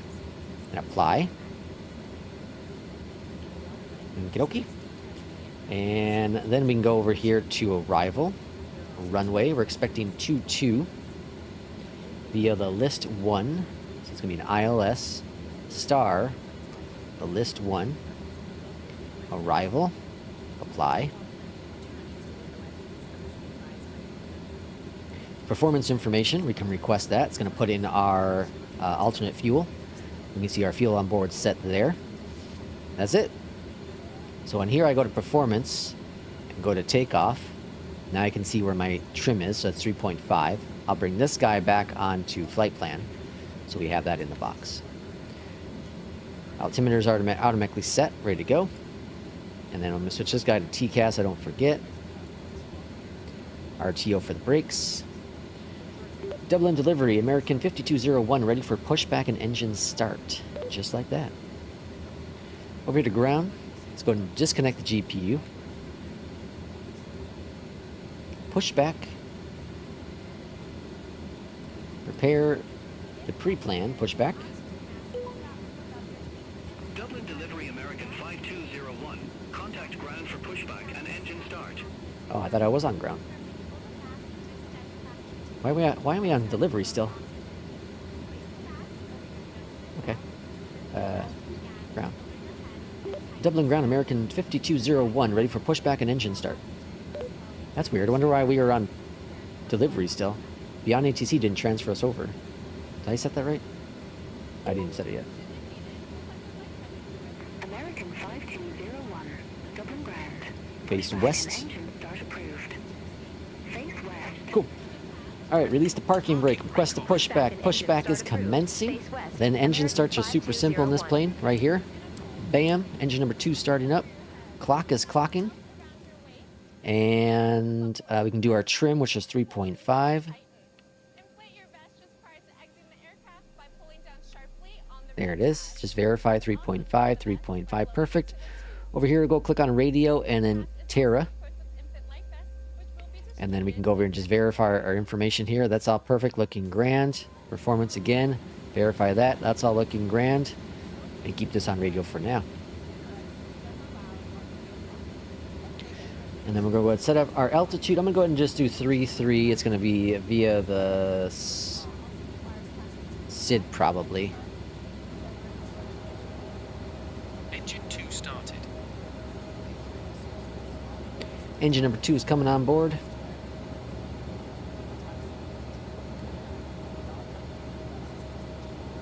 I like it, the EJET. I like it a lot. Alright, Link 5, Foxtrot. Probably for taxiing. Alright, engine number 1 is next. Flaps are coming down to 2.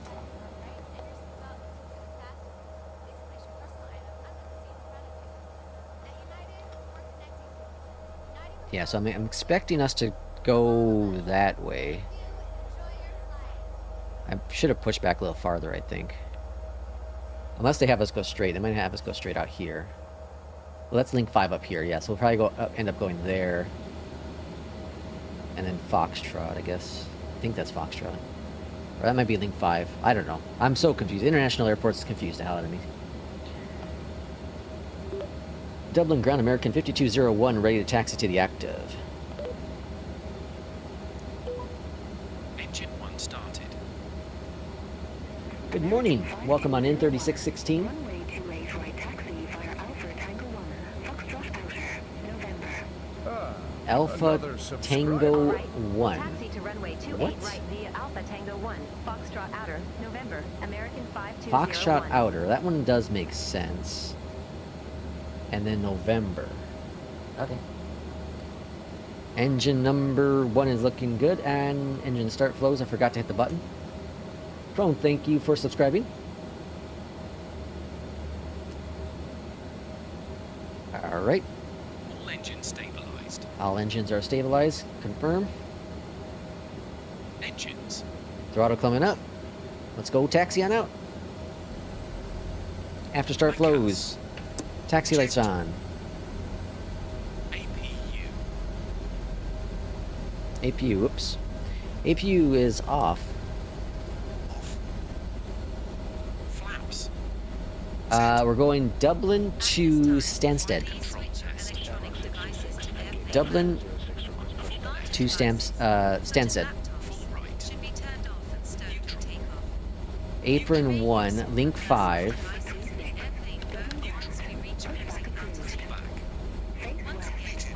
Completed. Is this outer? Yeah, this must be outer, right? Hope I'm going the right way. Link 5. Oh, it's in. Whoops.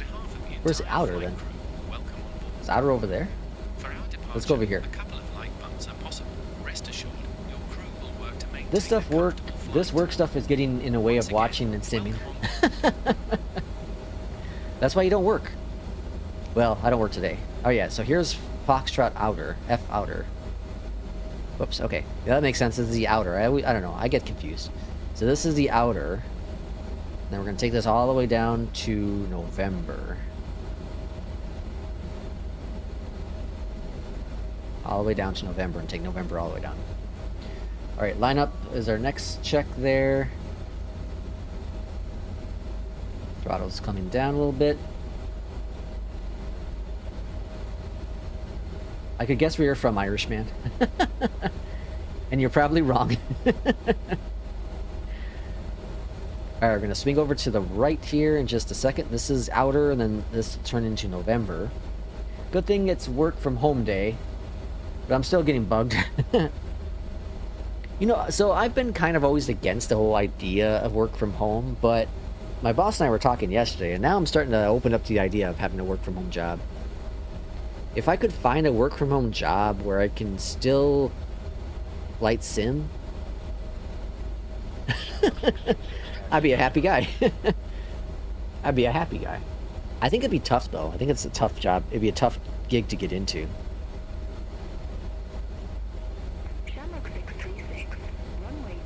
I also think that I could probably only do work from home for... I think I could only do partial work from home. I don't think I'd ever do full work from home. I do like going out from time to time.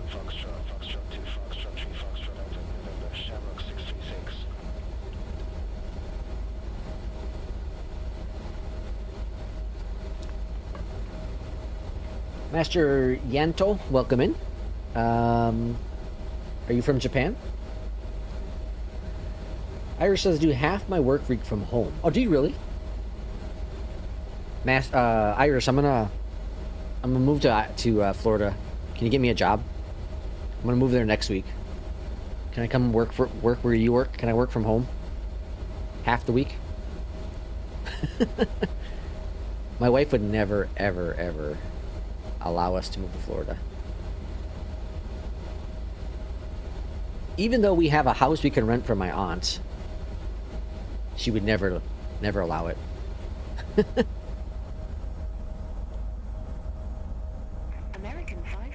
Over the Dublin Tower.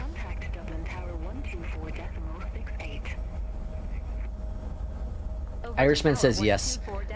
You get me a job. He doesn't even know what my qualifications are. My qualifications are being cranky in the morning. I'm hired. Dublin Tower, American 5201, ready to go. Runway 28 right. You're always welcome to move to Canada. My wife would be more willing to move to Canada, probably. Landing lights are on. We're clear for takeoff. Lineup flows. Runway 28 right. Cleared for takeoff. American 5201. We're thinking about moving to Montana in the future. Really? To Montana? Why Montana? That's gonna be a hell of a change for you. Hot weather to cold weather. I can rent out my house to you folks.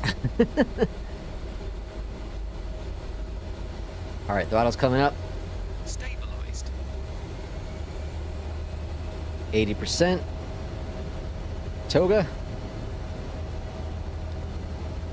Let's go flying. Alright, on departure, we're just following the SID. Dublin. Dublin, here we go. Or, goodbye, Dublin. Auto brake.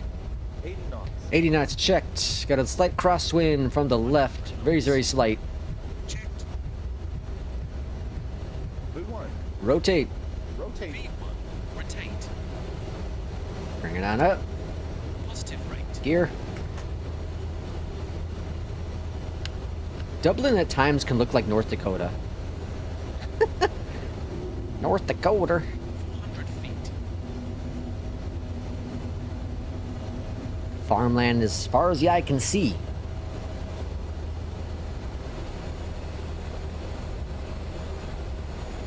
Very, very good departure. Flaps up 1. Flaps 1. Acceleration altitude. Acceleration altitude. Contact Dublin departure 1. Flaps 2. Autopilot is on. 5201. Very good departure. Full flaps up. American 5201. 2300. Oh, perfect. Look at that. Look at that. Jesus. It's a cool livery. American 5201, Dublin departure. Identify. Climb to flight level 160. 160. Climb to flight level 160. It's a gorgeous plane, man. It's a gorgeous plane. Back to normalcy. Normalcy is what Irishman says. Transition. Away from all the AKA special people.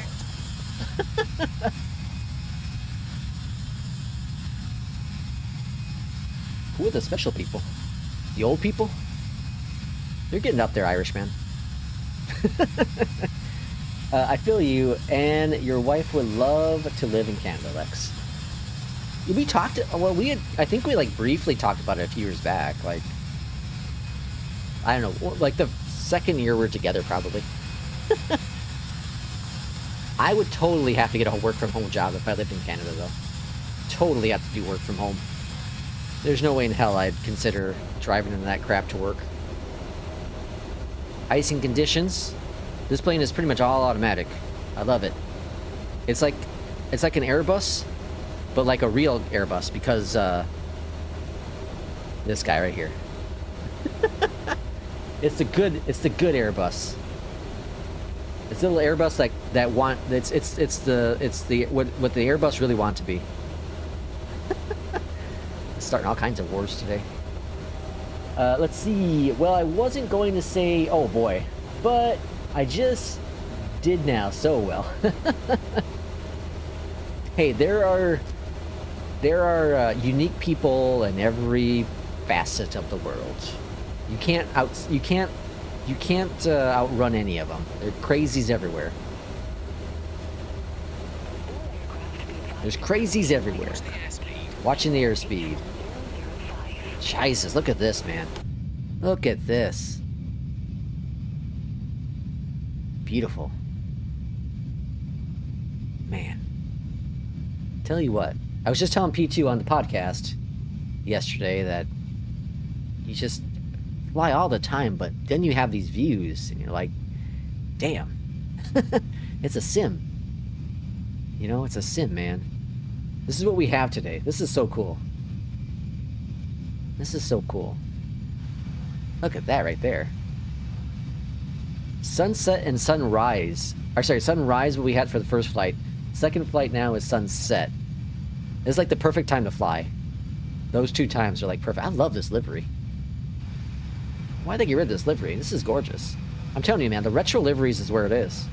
The retro liveries is where it is. All of them are just incredible. All this new crap we have is just, ugh. Canada is a very open-minded society. The weather is a bit harsh, but you get used to it, honestly. We've been getting a huge influx of healthcare workers from the U.S. escaping the escaping the circus down there. Yeah, the healthcare system here in the U.S. is just awful. I've been very fortunate in my last 5 years of dealing with the healthcare system. I've been very, very fortunate. I've had amazing doctors. I've got good healthcare or health insurance with FedEx. I've been very, very fortunate with it. But also cursed because as good as it's been, I still, you know, had a lot of medical debt.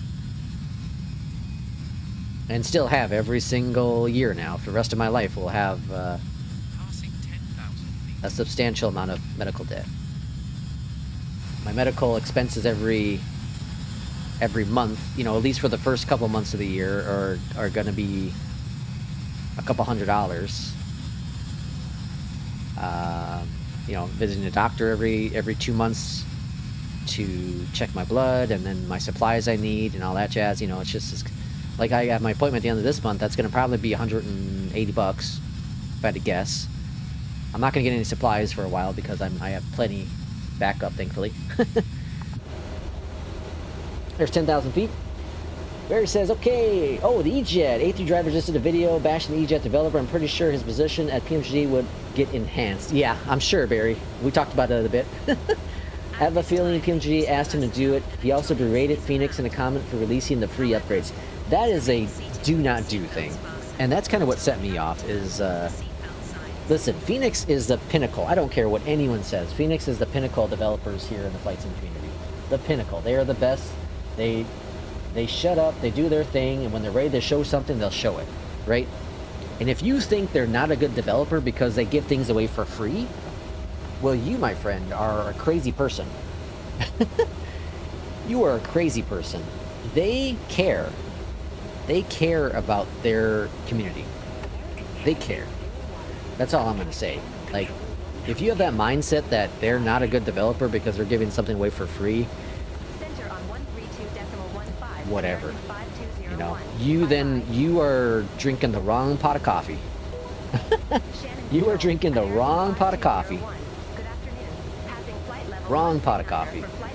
And like the argument of the fact that there's a reason why they haven't made the Neos yet, there's a reason why they didn't do the 350, and it's because they're not charging people for these upgrades.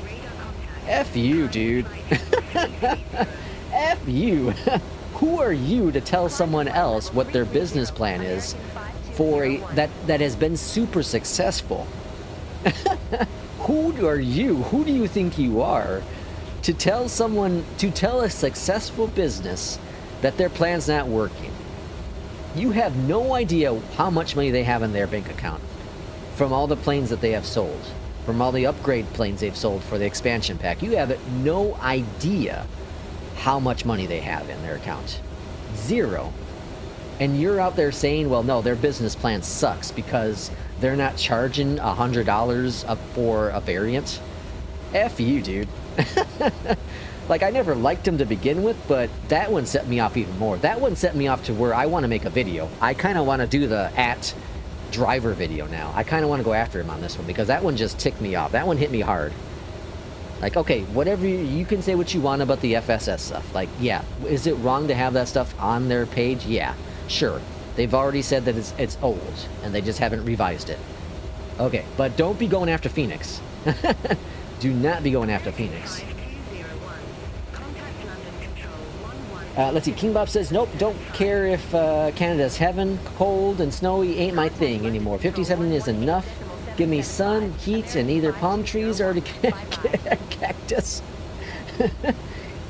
King Bob, are you moving, are you planning to move down south at any time? Like down in the southern states? I don't know why you get hit this twice. The standard pressure get hit twice for some reason.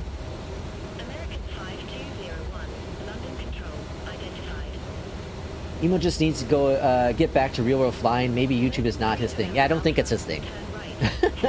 I don't think it's his thing. Look, honey, more flight sim drama incoming. That's the only reason why I'm not going to do a video, P2. You know that. I'm not going to do a video because I know him and his people are going to come after me about speaking the truth, which is FENIX is a good developer. FENIX is you don't I will get popcorn. Don't put there's not an ounce of bad anything coming out of FENIX. Nothing. Leave them out of your mouth, man. And he's probably mad just because he hasn't gotten anything free from FENIX. That's probably what it is. He's probably mad because he hasn't got anything free from FENIX. He just likes to spread whatever. Alright, we're done with that. Let's see, South Carolina or Arizona, trying to convince the wife to retire already. My wife's mom, well, I guess my mother-in-law, lives in Arizona. And I don't know, I'm not against moving to Arizona at any point in my life. It has that dry heat. I guess I need to visit there and kind of feel what that dry heat is. I've been to Florida, I know what wet heat is. Humidity, you know, I understand what that is. I don't want to deal with that. The winters are fine. The falls are good. The summers are brutal, though. The price of AC. South Carolina, it's south. I don't remember if it was North or South Carolina. One of the two. One of the Carolinas was on our list of considering when we moved. We eventually settled in Illinois. It was definitely on our list. I think it was South Carolina. Was on our list of, but you know, we just didn't want to go there. The thing is, we didn't want to be on the coast. We don't want to deal with the hurricanes. I guess we'd rather deal with the tornadoes. What does Arizona have to deal with? Heat? Arizona just has heat and like the severe thunderstorms probably. They don't have tornadoes and there's no hurricanes there, right?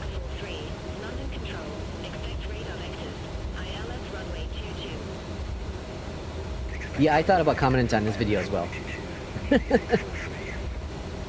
I thought about commenting on his videos as well, but you know, his little clan of people will go after you.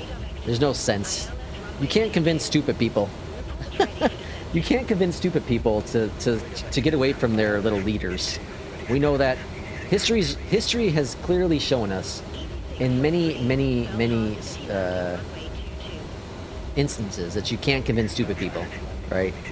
Like they'll follow whoever they think is right, and it is what it is. Like that's just life.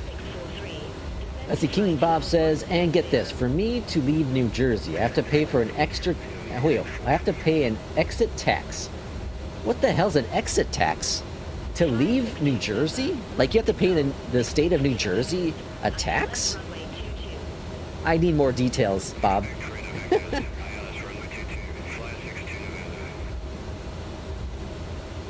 Used to that where I am now and it's worse. Need to pay for hold on, I need to pay for electric bill, Bob.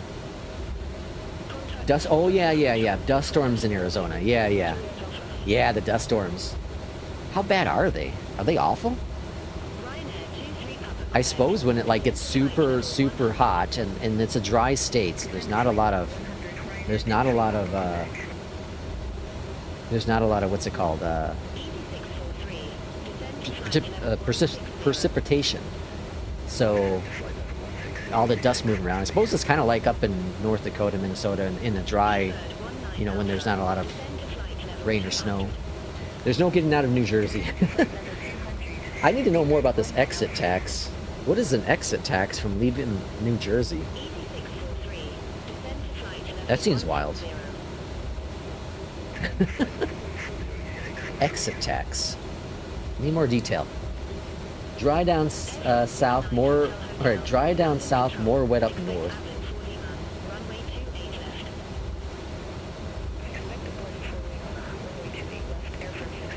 But Florida's wet because of the swamp, right? It's a swampland. New Jersey exit tax is a mandatory. Or sorry, mandatory estimated tax payment required when selling a real estate and moving out of state, designed to ensure the state collects capital gains taxes before the seller leaves. Really? An exit tax is a mandatory estimated tax payment required when selling a real estate and moving out of state. P2's going to be gone for the next hour. Have a good meeting, P2. That's crazy.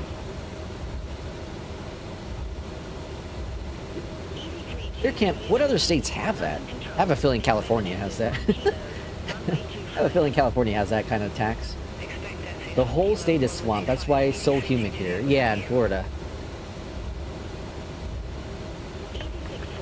I gotta figure out when we're gonna visit my aunts next down in Florida. Because then we can get together, Irishman. Irishman, are you coming to the expo? 8.97% of the profit from the sale of property, or 2% of the total sale price of the property. That's wild. Just because you're moving out of state? What if you, okay, hold on. There's gotta be a loophole, King Bob. What if you move in with someone in your state? What if you sell your property? What if you sell your property in New Jersey and say, quote unquote, you move in with, you know, your kids or your parents or whatever, get roommates, right? Now you're just renting from someone, right? And then you move out then. Well, who's from saying that then you're not moving out of state, right? There's got to be a loophole in there somewhere. Irishman's planning on it. Cool. I'm hoping Jay is still planning on it. Master Copy, I think you were talking about coming to the expo. Bob, are you, King Bob, are you looking to come to the expo? Now that's an idea. See, there's got to be loopholes for everything. Just, you know, 6 months or something, moving with someone else. Or rent somewhere for 6 months. There's like 6 months leases you can do. Rent from someone for 6 months. Right? Good to go.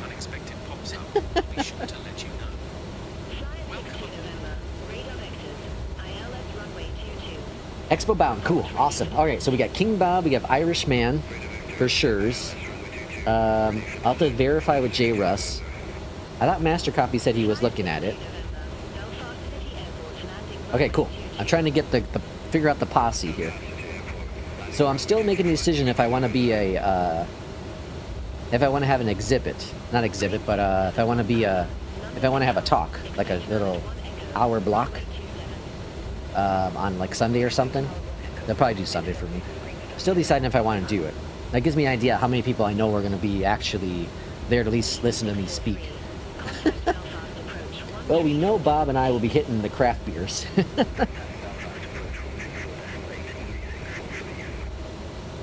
My wife will probably, well, I don't know about a craft beer. she doesn't drink like much. She'll have like little she had like some cider, some hard cider for for what's it called? New Year's Day.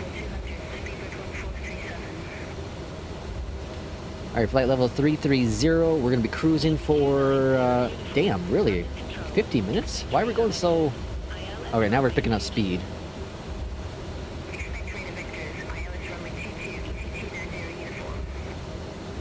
You hear that, like...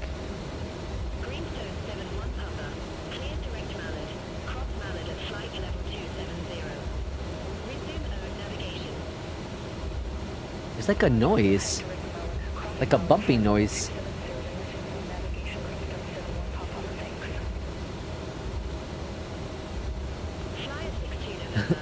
It's like a noise, like a bumping noise.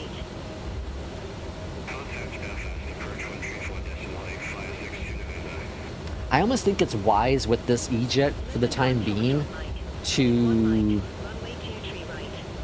clear out the WASM folders before every flight. I think there's always just some weird lingering issue that kind of happens. It's experimental. It is what it is with that. Let's see. Actually, any beer will do. Yeah, my wife loves her some... What's that? What is it? Magner's cider? And my wife just likes the cider stuff. She bought some Wicked cider or something. We had a company over for New Year's Day. Well, New Year's Eve, New Year's Day. I guess they like cider. I haven't had any zero alcohol in like 4.5 years, 5 years, probably 5 years. Zero. I've never been much in. I've talked about it before. But I've never been much into drinking alcohol personally. But Mike's Hard Lemonade was the last thing I had. way back in probably when was that? It's probably been 5 years now. Actually, it's probably it's probably January of 21. If I had to guess. Yeah, we are gonna be cruising for an hour here. That doesn't seem right. Oh no, never mind. Top of descent's at 15:56. I'm looking at the times wrong. Okay, yeah, okay. We're supposed to be on the ground here in like 20 minutes. Okay, now I see what's going on. The time like just jumped on me on that one. Okay, let's see. A lot of traffic out here. Oh, little stutter there. Okay, so we're currently expecting runway 22 left for the arrival. Top of descent should be coming up pretty quickly. You can see it right there. I'm gonna go over here and put in. Let's see, what's our star saying? Star saying 7,000 feet. So I'm gonna go ahead and program 7,000 feet for now.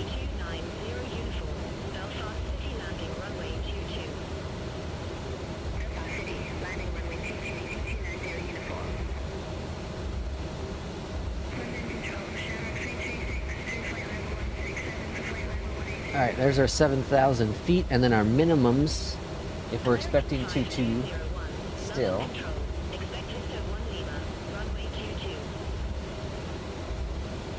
Oh, there it is. We'll expect list 1 Lima, runway 22, American 5201. Perfect timing. Alright, 548. Hold on, what is it? 548. So 540 in the box for the minimums there. Let's go ahead and get first officer update as well. 548. Flaps are going to be 5 for the arrival. That's all looking good. Okay. So top of descent program ready to go. The plane should manually start descending on its own on exit runway 22. Exit to the left. No, hold on. Where the hell the exit? Speedbird 5 X-ray. Contact London Control 118.475. Yeah, left. Exit left. Center on 118.475. Speedbird 5 X-ray. Okay, while we're on, well, I guess while we're cruising for a couple more moments, I'm gonna step away for like, I don't know, minute and a half or so. Be right back. Wrong button. Gemstone 43 Papa Zulu. London Control. Radar contact. Speedbird 19 Alpha. Contact London Control 118.475. Center on 118.475. Speedbird 19 Alpha. Go ahead. We're starting cabin service now. Easy 32 Juliet Yes, Whiskey. start when Exit you're 1 ready. kilo. Runway 25. Report ready for descent. Exit 1 kilo. Runway 25. Ready for descent. Easy 32 Juliet Whiskey. Easy 32 Juliet Whiskey. Descend to 9,000 feet. QNH 1000. Descend to 9,000 feet. Easy 32 Juliet Whiskey. Speedbird 6 Echo.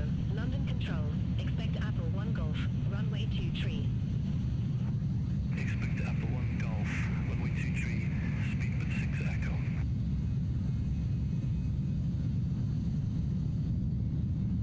Easy 32 Juliet Whiskey.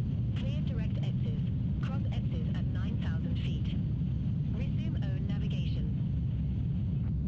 Clear direct Ladies and X's. Cross gentlemen, X's at we will 9,000 begin feet. our descent Resume own shortly. navigation. Easy 32 Please Juliet make sure Whiskey. your seat bags and tray tables are in the upright and locked KLM position 82 and Romeo. secure all Contact loose items. Belfast approach 134.8. Contact Belfast approach 134.8 KLM 82 Romeo.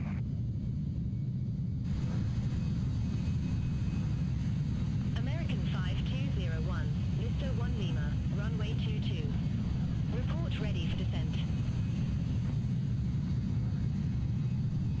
Lister 1 Lima, runway 22, ready for descent. American 5201. American 5201. Sounds like perfect timing. Descend to flight level 200. All right, making our descent Descend to flight level 200. into American Stansted, 5201. in London. I think I have an add-on for this airport. Ryanair 2 Kilo November. Contact Dublin approach 119.555. Contact Dublin approach 119. Actually, I don't think we're descending yet. Ryanair 2 Kilo November. Not yet. Just about. Just about ready for descent. 256. Yeah, top of descent's right there. Okay, so then we're gonna track out here a little bit to the north of the airport, and then swing back in for the arrival. All right. No, I think there's something else going on here. No, okay, never mind. Radar contact. I don't know what we're gonna end up doing here. Actually, now that I'm a little confused. Contact Belfast approach 134. Europe normally has really straight approaches, but this one always confuses me, especially with beyond ATC. I have a feeling it's going to do the full star and then vector us around. Speedbird 6 Echo. Descend to flight level 260. That's what I have a feeling. I think that's what I've done in the past. Greenstone 71 Papa. Descend to flight level 080. I'm excited to do the 190. Descend to flight level 080. Greenstone 71 Papa. Shamrock 636. London Control. Identified. London Control. KLM 37. Descending via Bagso 4 Lima. Flight level 296. KLM 37. London Control. Identified. From the flight deck, we've started our descent and expect to arrive at the gate in 20 to It's definitely going to be daytime still, but it's going to be darker, Pleasure having you on board with us today, and we look forward to seeing again on a significantly future flight. darker. Gemstone 16 November Juliet. London Control.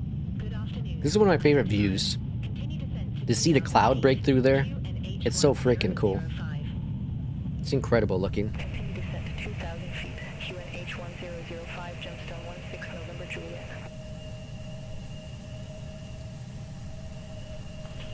1437. Contact London Control 118. I also want to know why does Chase plane have problems with PMDG planes? Wow, tongue twister for me. Easy 32. I don't understand. Contact Newcastle It's the 737 and it's the 777. 125.83. Every other plane is perfectly fine. It doesn't have the weird bouncy thing. It's only those two planes I have problems with. Everyone has problems with. I don't understand it. Air from 69 Hotel Hotel. Like what do they do differently with that plane that causes the conflict? Flight level 100. Air from 69 Hotel Hotel. London Control, FedEx 1 Tree Heavy, flight level tree. I should jump into the FENIX today at some point, but I'm gonna fly the 190 probably. London Control. Go for the freighter version of the 190. The fake freighter plane that no one, I don't think, flies yet. Flight level 320. Nevertheless, I'm excited to fly it. Ryanair 256. I got lucky with the EJET, because the EJET was on sale when I bought it, whenever it was, a year and a half ago, probably. It's like one of the very few sales they ever have.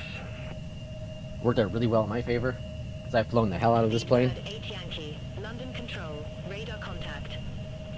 Again, like, they could easily charge. Speedbird 8 Yankee. London Control. They can easily charge for Runway 24. an upgrade for this experimental build. They could easily done it, but they didn't. London Control, Ryanair 659 Bravo, to flight level 162 for flight level 180 direct mode. Ryanair 659 Bravo. London Control. Radar contact. Climb to flight level 370. Climb to flight level 370, Ryanair 659 Bravo. London Control. Speedbird 1452. Good afternoon. Flight level 340.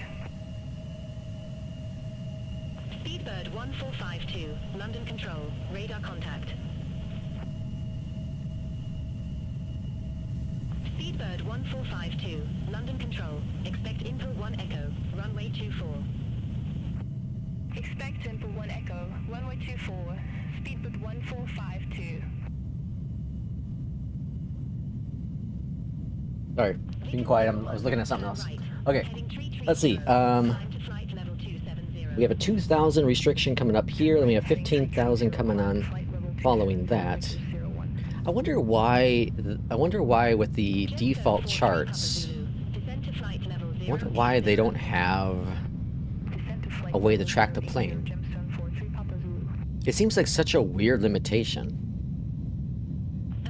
You know what I mean? It seems like such a weird limitation. Oh wow, you can definitely tell this DLSS is much better here, because there's no way in the previous ones you'd be able to see whatever the hell these things are called on the wing.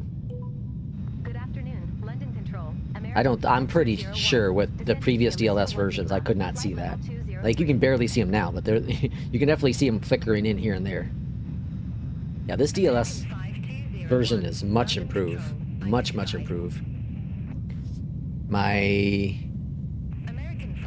GPU's at 50%. Yeah, that's really good. That's much improvement. Again, we're in the air, so on the ground it's gonna be different. And I'm already seeing a decent performance smoothness improvement overall with this one. Yeah, not running TAA. I changed it off. Changed it off for today to try out this new DLSS. It's pretty impressive. Obviously, it's not perfect. It's far from perfect. Like, you can still see a little bit of the ghosting here in the cockpit, right? A little bit of it. It's not super crisp like TAA. You can see right there, especially. But you can actually make out the numbers now. And there it is. It's much better right there. Right? So kind of hit and miss. Like there, it looks pretty good. Looks pretty close to TAA. Right? But then you'll have the moments where you can see the ghosting in there. But again, it's much better. I can actually read all the stuff that's on here. With the previous version, there's no way. Like even here, when I was changing the barrows with DLSS in the past in this plane, I could not read this. There's no way. When this was moving, there's no way I could read any of this stuff. But I can actually read it now. I can read this, read all this information here. Like, this is quite impressive. This is quite impressive. The improvement. Yeah, quality. Yep. DLSS quality. Yeah, much improved. Much improved. I'm pretty blown away at how much more better it is. That's the wrong wording, right? That's not English. That's not grammar. How much more improved it is.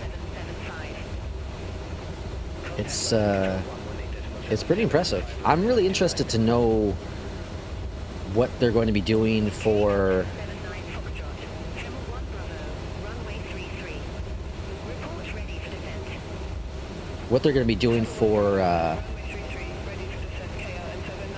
the new frame gen stuff, because you can do up to frame gen.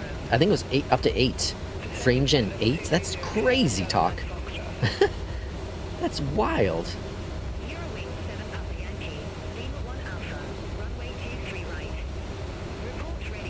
Like, I can't believe that. I don't know. I don't even know how you could do that. Like, what's the latency gonna be like, and what titles could you do like frame gen 8? I'm already getting like what 20 or 30 hits.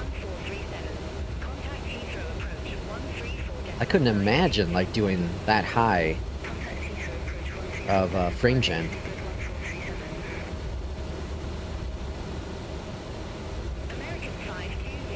I couldn't imagine.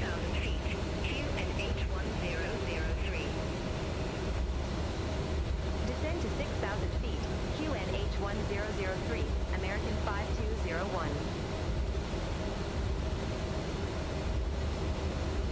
Ryanair 16 Whiskey Juliet. Contact Stansted radar 120.625.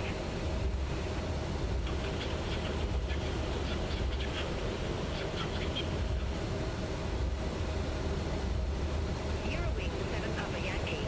Contact Amsterdam radar 119.175. Contact Amsterdam radar 119.175 Papa Yankee. Okay, see, up to 6 for the 50 series card. No, yeah, maybe it's 6. Maybe that's not 8. I think 8's crazy. But yeah, I think it's up to 6, because you can do up to 4 right now. Yeah, I think 6 is right. Yeah. So then you're gonna have like 60 millisecond delay. That's gonna be crazy. Now the one thing I haven't tried, actually, now that I think about it, I don't see. No, that was only a TAA. Yeah, that was only a TAA when I was doing it. When I was going anything lower than 100% with TAA, I would have like the weird lights that would pop up, the blinking Christmas tree lights. We saw that on stream, and I was blaming the PMDG on that, but it was on every plane. I just happened to be flying the PMG plane only at that time. But yeah, that's crazy to think. 60 millisecond delay. I haven't tried. I don't think I've tried 4x yet. I've only done 3x. I think a flight sim, it's okay. Like, you could probably get away with 4x. I don't need it, I don't think. But you also want to make sure your base frames are good, so I don't think 4x would do anything for me. I don't think it would. I can certainly try it on a flight, see what it's like, but again, I don't think it would do much for me. 6x is crazy. Like, I'm gonna try it. Why not? When it comes out, I'll try it. But man, that's crazy. I have a feeling like this 50 series card will probably last me a while. I think the next upgrade I do on my system, I think the last one that I do on my system is going to be, or the next upgrade, I should say, is going to be a new motherboard and CPU. And I might end up going with,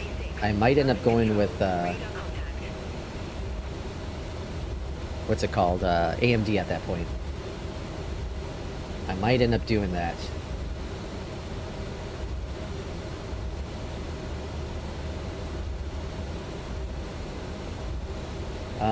Let's see. Joe, welcome in. Joe, I'm gonna give you a link. This is only gonna be good for 30 minutes, so get it done fast. We're kind of doing a temporary. What the hell? Hold on a second. One second. I thought I had it. Let's see. Invite. Here we go. I'll get you. Here's the Discord link. Here's our link. That's only gonna be good for 30 minutes though, so get on it fast. get on it fast. We've locked down the Discord for a little bit just to kind of keep the community tight. Well, welcome in, Joe. Neil says, FrameGen feels good on the latest version of DLSS, actually. Yeah, that's what I'm using now. I'm using the DLSS, the new DLSS model, the 4.5, with the mic preset, quality setting, and FrameGen still. And yeah, this is really good. I'm very impressed. I'm going to test some other games out today, actually. I'm going to check out, let's see, just checking my restrictions now. 7,000 for the next restriction. Why are we not descending? Why are we stuck at 15?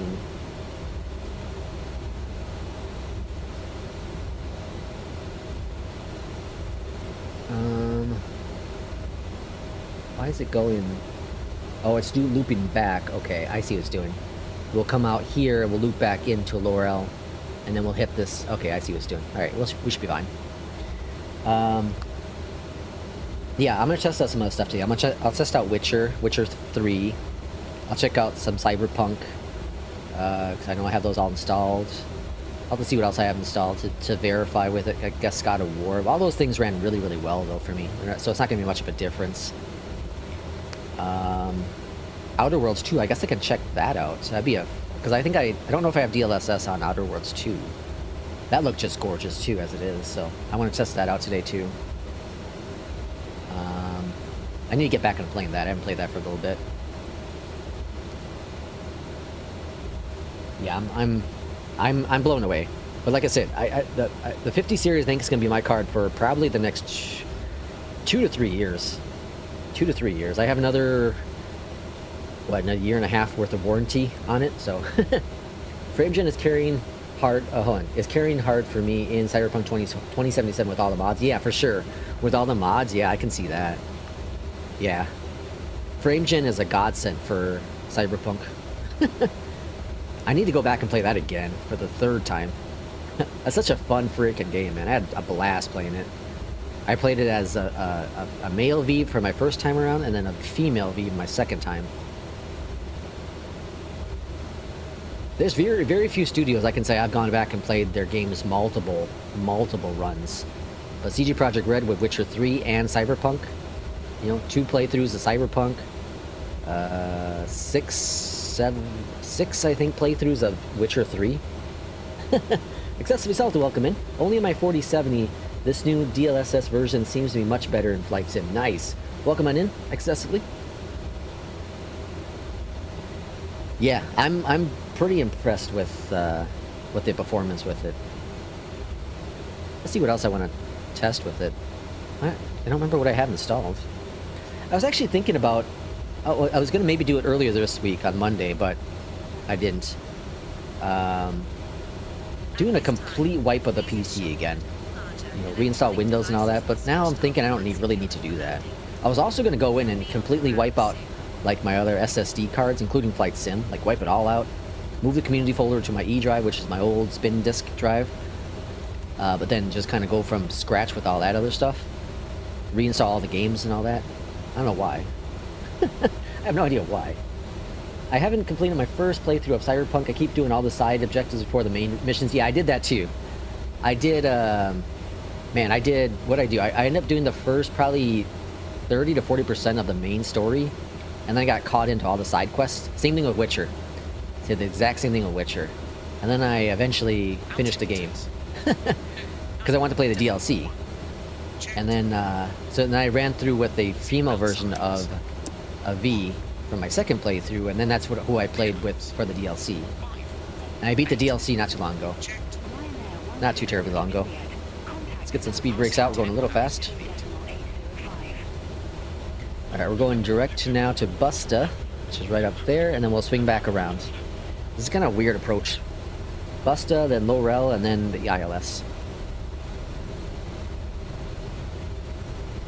Your 2 flights are about to be done while I'm going to descend in about 2 minutes, Barry says. That's about normal here. Master Copy's done that a billion times. Master Copy's come in before and be like, yeah, you've done like 3 flights compared to my 1 flight. That's a good Fly Lex flight right there. I do need to do that challenge that the Misty Apex set up. Going into, what is it? Into Telluride, right? Is that where it's going into? I got the Dixel Ink, fantastic. Irishman says, to be honest, I'm surprised that 3090 is holding up this strong in 2024. Yeah, that's true as well. You have the old 3090, but the 90 series has always been the top tier. The 90 series is always that top tier graphic card. You know, in every generation. 2090 to 3090 to the 4090. The 4090 is doing really well for a lot of people still. I'm happy with the 5080. I'm very happy with the 80 series. My nephew just bought a 5070. That's going to be a nice upgrade from his 3070. That's 2-generational jump.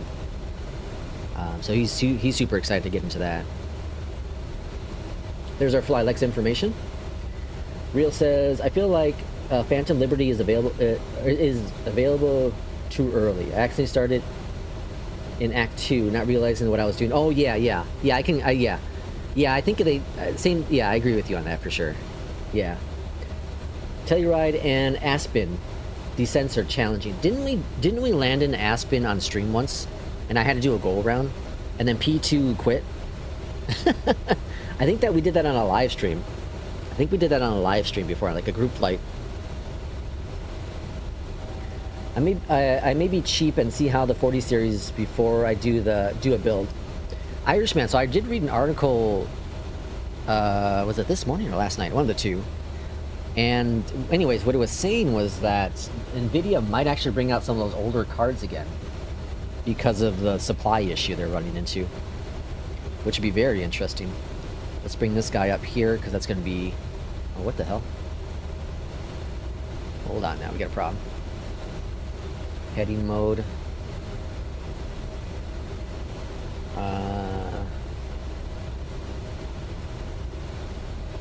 Foxtrot 22.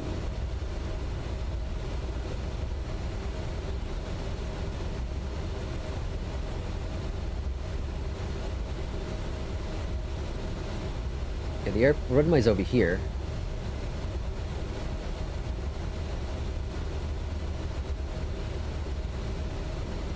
Oh, what's going on?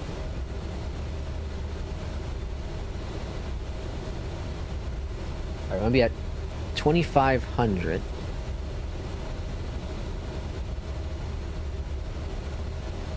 Alright, so let's start descending. Vertical speed, descend. Oh, wrong way. Descend. We're just following the ILS, it said. Well, that's what Beyondatc said. So we're doing that. Our runway's there. I'm not sure why it was trying to backtrack out this way, though. That's kind of weird. So we'll swing on over here to the left.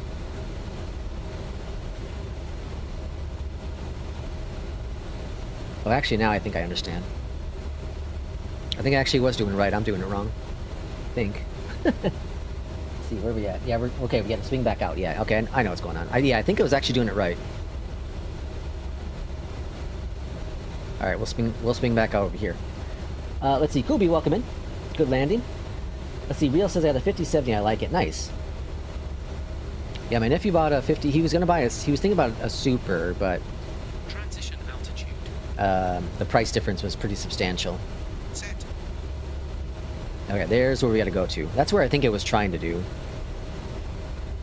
I got confused.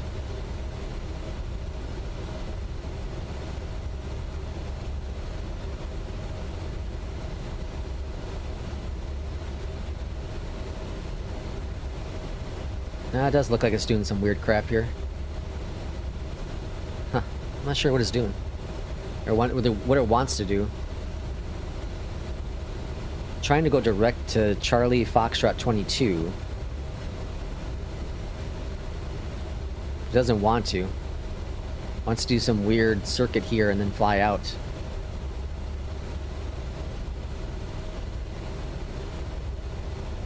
I don't know why it wants to do that, but that's fine. We're heading mode, so we'll be all right. All right, then we want to be at let's see, 2,500 feet there. How are we looking? We're at 5,000 feet, so we're looking all right. Looking all right. Speed's looking good. Joe says all these conversations about PC, and I'm over here struggling on PC I got for my birthday in 2022. Didn't do any research and got An all-in-one and mobile GPU. Oh, Joe. Oh, no. Oh, no. Want to future-proof it for 2028. Yeah. Well, it's tough to future-proof nowadays, though. It's really, really tough. Things advance so fast. Yeah, but going on a mobile GPU, I'm amazed that you can fly it on a mobile GPU. Flight Sim is such a demanding title. All right, our airport is right over there. Yeah, Flight Sim is such a demanding title. I'm blown away that you can use it on a mobile device, on a mobile GPU. That's crazy. More power to you, though. If you can make it happen, right? All right, switch us over to VOR1. Course headings 222 is perfect. We got the minimums in there, so that's fantastic. Looking really, really good.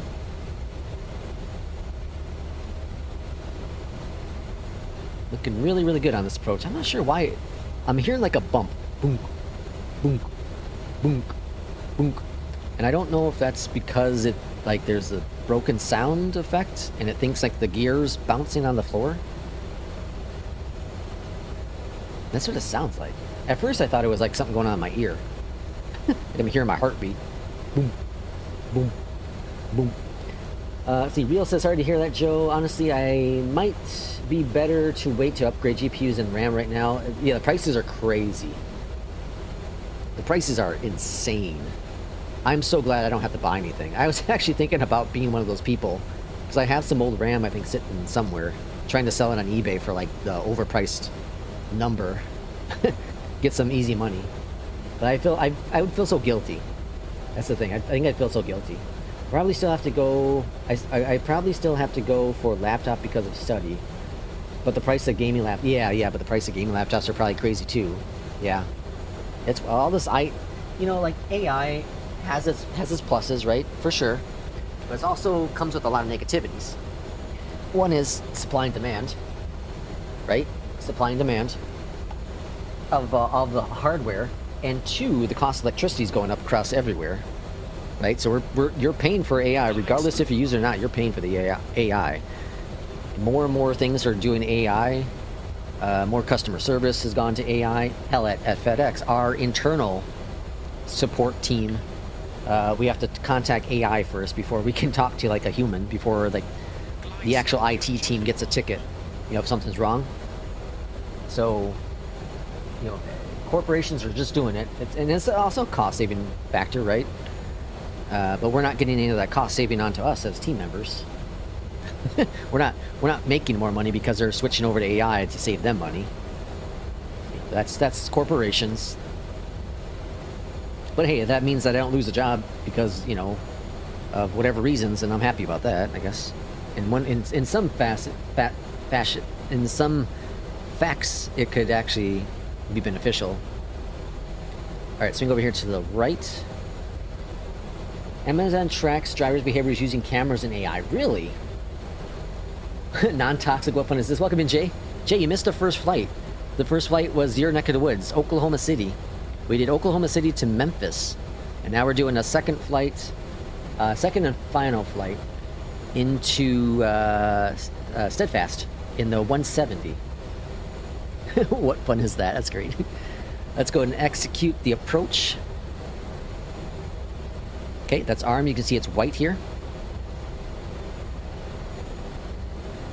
Speed's looking good. We're about 10 nautical miles out at this point, so I'm going to go ahead and get the first notch of flaps out. And we should intercept the localizer here on this. Oh, and I'm hoping. Real says, if AI spots your texting and driving, for example, you get fired. Holy crap. Joe's birthday is in October 2020 and 2024. Sim update 4. Okay, no add-ons.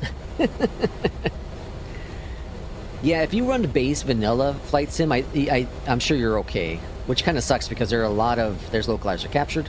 There's a lot of really, really cool add-ons you're going to miss out on. But you also save a lot of money too. Salty says, non-toxic. The flight sim community is always non-toxic. There's too much drama in the flight sim world, man. We all just need to have fun flying. Have fun flying. Let certain real-world pilots bitch and moan about their own crap. You know what I mean? Let them bitch and moan and start drama all they want.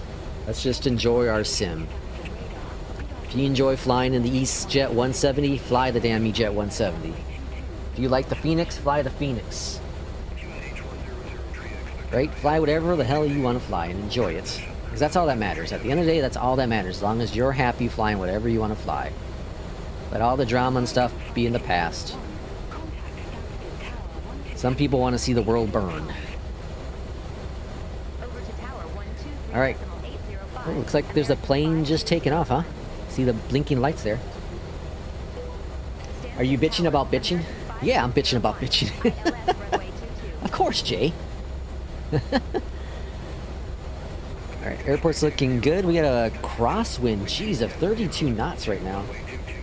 It's going to be a crosswind of 9 knots. Oh boy. Runway 22 clear to land. Clear to land, runway 22. Alright, let's go ahead and do flaps 2. That's why I am afraid to ask about my PC when I got one. I was worried about getting trolled. Oh no, Joe, always ask us here in our little community. We'll definitely not troll you here. Like our little community, I feel is a safe zone. If people, you know, act out of it, we kick them out. We don't need any of that here in our life. Feel free to ask any questions you like. We can attempt to answer. We're a very open community here. Here and over on Kip on the Ground, 757 Spy. You know, all three of them, all two of them, both of them I should say, have really, really friendly, open communities that are willing to help and assist in any needs possible. There's no dumb question. Except the one you don't ask, right? Is that the old saying? Agreed. It's flight sim, just fly. I feel that. Just want to fly, man. That's all that matters. Yep. Mm-hmm. Flaps. Set. Flaps 3, flaps 4. Cabin crew prepare for landing. Prepare for landing. And flaps 5. Flaps 5. Looking good. Looking great.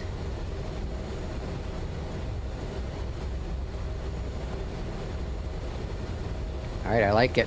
I like it, folks. Alright, AP is coming off Watch the airspeed. my aircraft. We still have that crosswind. Right now, 21 knots. It's supposed to be 12 on the ground, looks like. Hold on. 9 on the ground. So keep an eye on that. Steady it. Gonna backtrack on an exit. Exit left, backtrack a little bit. Keep an eye on the auto throttle because sometimes it doesn't like to disengage with this aircraft. But normally at this point, you're alright. If it hasn't gone berserk on approach at this point, you're alright. I say that and it's gonna like go crazy. Looking good, feeling good here, feeling good. Steady it. A lot of airports, there's a lot of airports at this airport. A lot of aircrafts at this airport with Beyondatc. Minimums.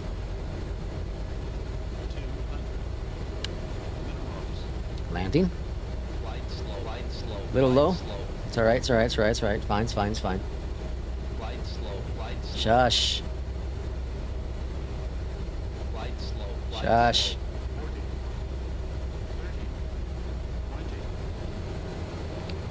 Alright, let it float on down, float on down. Touchdown. Oh, that was a little hard, little hard, little hard. Diesel. Reversers.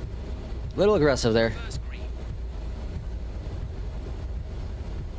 That crosswind got me on the end there. Woo, still pushing me. Jesus, folks. Oh, that's a crazy wind. Alright, exit to the left here. Landing lights are off, flaps going up. I think that's all we have to worry about in this plane. It's pretty simple. Alright, we're going to backtrack here, taking hotel. Have a good afternoon. It's like nighttime. Ground 121.73, American 5201. Have a good afternoon. All right, welcome to Steadfast. Ladies and gentlemen, good evening and welcome to our destination. We'd like to That was an awesome flight. flying with us today and hope to see you An again hour soon. and 4 minutes, really? Jesus. Let's see, what do we got going in here? How big of an upgrade do you feel 2024 is over 2020? I think that's pretty big. I think it's pretty big. I was an early adopter to 2024, day one. Day one when it launched, I was an early adopter to it.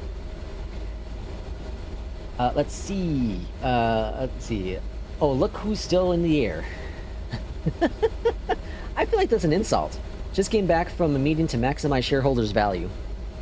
Does that mean you get some money, P2? Outside of your normal paycheck? Wind shear, yeah, that was a lot of wind shear. It's a huge upgrade, yeah. In my opinion, yeah. Yep, I agree with you, Master Copy. I mean, King Bob. Let's see, glide slope. Thank you for your feedback. I have 2020, but I have been wondering if it's worth getting 2024 when I already have 2020. I think it's, yeah. One is the performance. Two is the environments, right? It looked better. They added some more stuff to it, so, you know, like the graphics itself look better, but just some of the physics, the switching from like ground to air is a huge difference with physics, so the planes just feel so much better. The default, the Sobel Max isn't terrible. It's not great, but it's not terrible. But it gets you, you know, gets you where you need to go. And then it has the built-in charts too, which is really, really cool. Easy there, cowboy, easy there. Barry says, I'm about to land, so I cannot chat anymore. Barry, good luck with your landing. What overlay are you using? That over the top up there, that is from Flow. Parallel 42's Flow. Which I actually uninstalled Volanta. Because I don't need it now. Now I have that overlay. The only reason why I had it was because of the overlay. Like, it's nice to have the track flights and all that, but I don't care. My flights are either done on NewSky, on both NewSky or APL, or sometimes just one. Like today, it's just APL. I'm doing some experimental testing.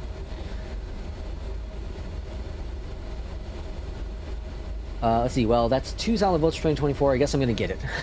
Yeah, you can't go wrong with 2024. Honestly, you can't. People made too much of a big deal about it when it first launched. I think people, you know, people being people, and people, I mean, you know, internet trolls.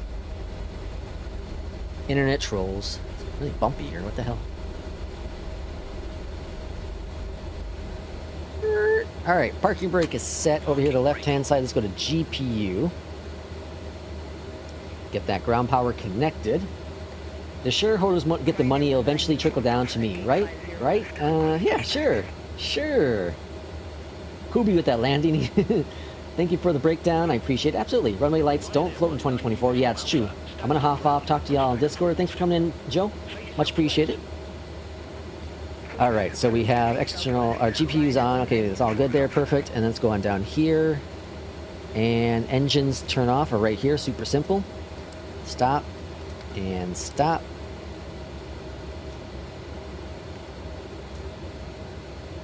That's going to turn that all off. We'll kill up Beyond ATC and First Officer as well. And, oh, I got the super short hop next. Hell, let's do this one. Get some Hawaii flying. We'll do some Hawaii flying next. What the hell, why not? We'll take the EJET probably out again. And let's see, let's check our score. Let's check our score real quick. 100, that's not bad. I'll take it, I'll take it. And a 233 on landing. That's pretty dang good in my book. Pretty dang good, especially with those winds. That's pretty solid. Cool. Okay, so that was good. Let's do we'll do one more flight since Hawaii's a pretty short hop. We'll do that flight next. I wasn't gonna do a third flight, but you know what? You talked me into it. And by you, I mean me. And you know what? I think we're gonna stick with the same livery. That's pretty damn cool. I like that one. Okay, let's do PHNL Honolulu. How's the weather in Honolulu? Not too bad. This is where I did my testing yesterday with what's it called? DLSS. All right, over here, let's pick the EJET 170. And Jay, you better be in chat still, because this is for you. Here's SimBrief. So I'm gonna go ahead and change this to American And this to American. And then we're doing the dual class here. Runway 4 left, so that's where I'm going to pick a gate somewhere around that area.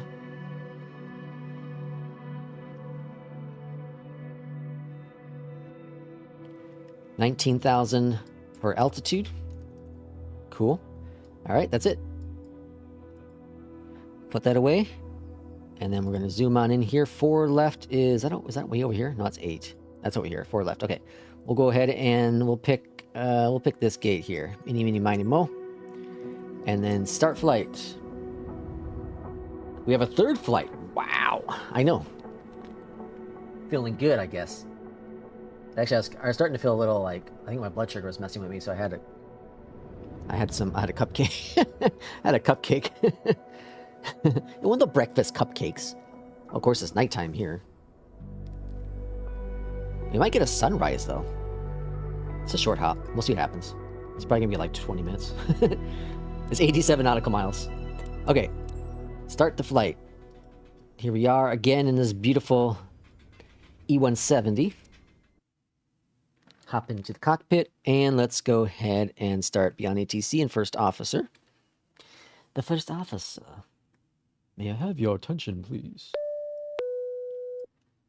And we're going to say 5,000 feet, probably what they'll give us here in Honolulu. Start the flight, first officer, get you going. Cool. Hello, Captain. All right, left-hand side. Let's start again, GPU.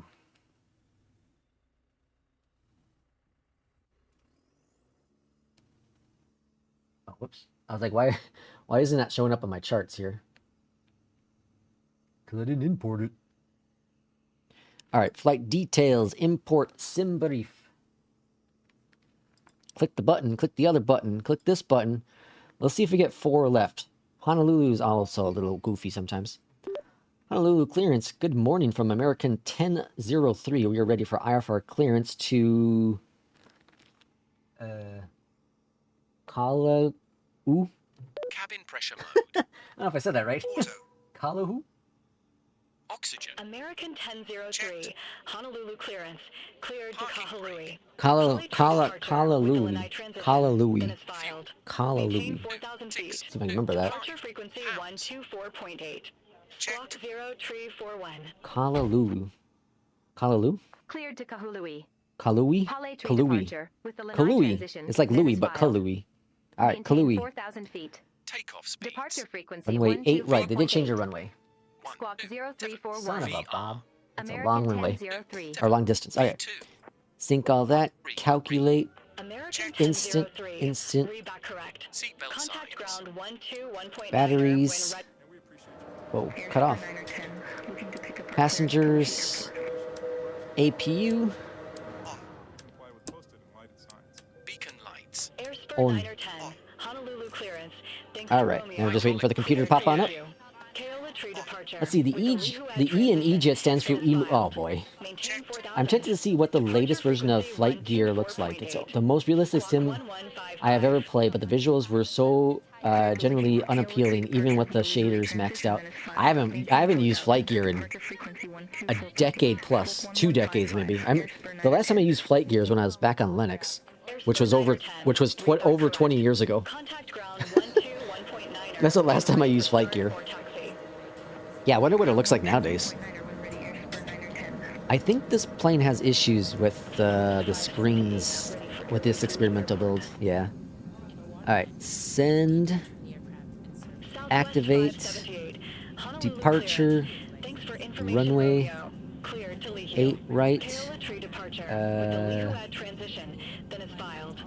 playa 3, via LNY, apply, arrival, runway 2, the ILS Yankee, or sorry, Zulu, via Camps 4, and the LNY transition, fly, performance,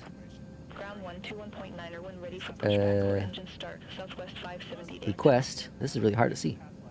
Alright, clear, flight plan, alright, clear, cool. Alright, up here at the top then, oh that's all good. Okay, so now we can go to map on here. We'll just do TCAS now. Hit the RTO. Back to the left. Flight plan. Hold on. Ground. Chocks. Or so GPU, jeez. Honolulu clearance. American 1003. Ready for pushback and engine start.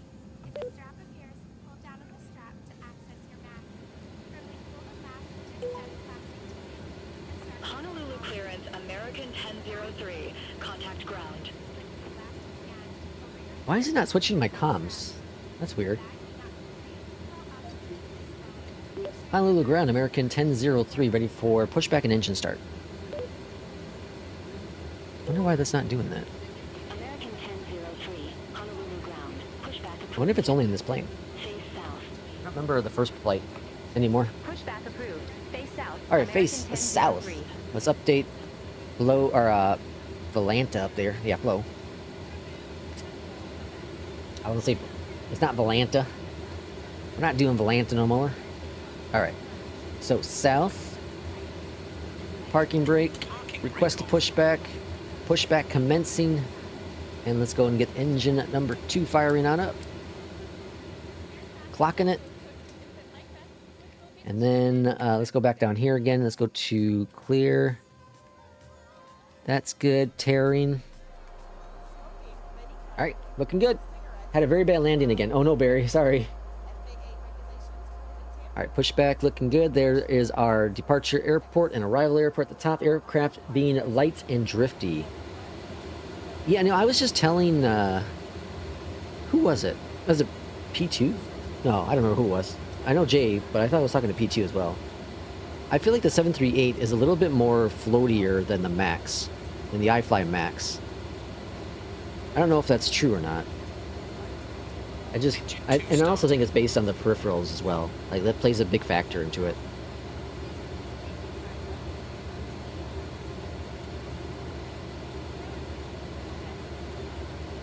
Alright, engine number 2 is looking better.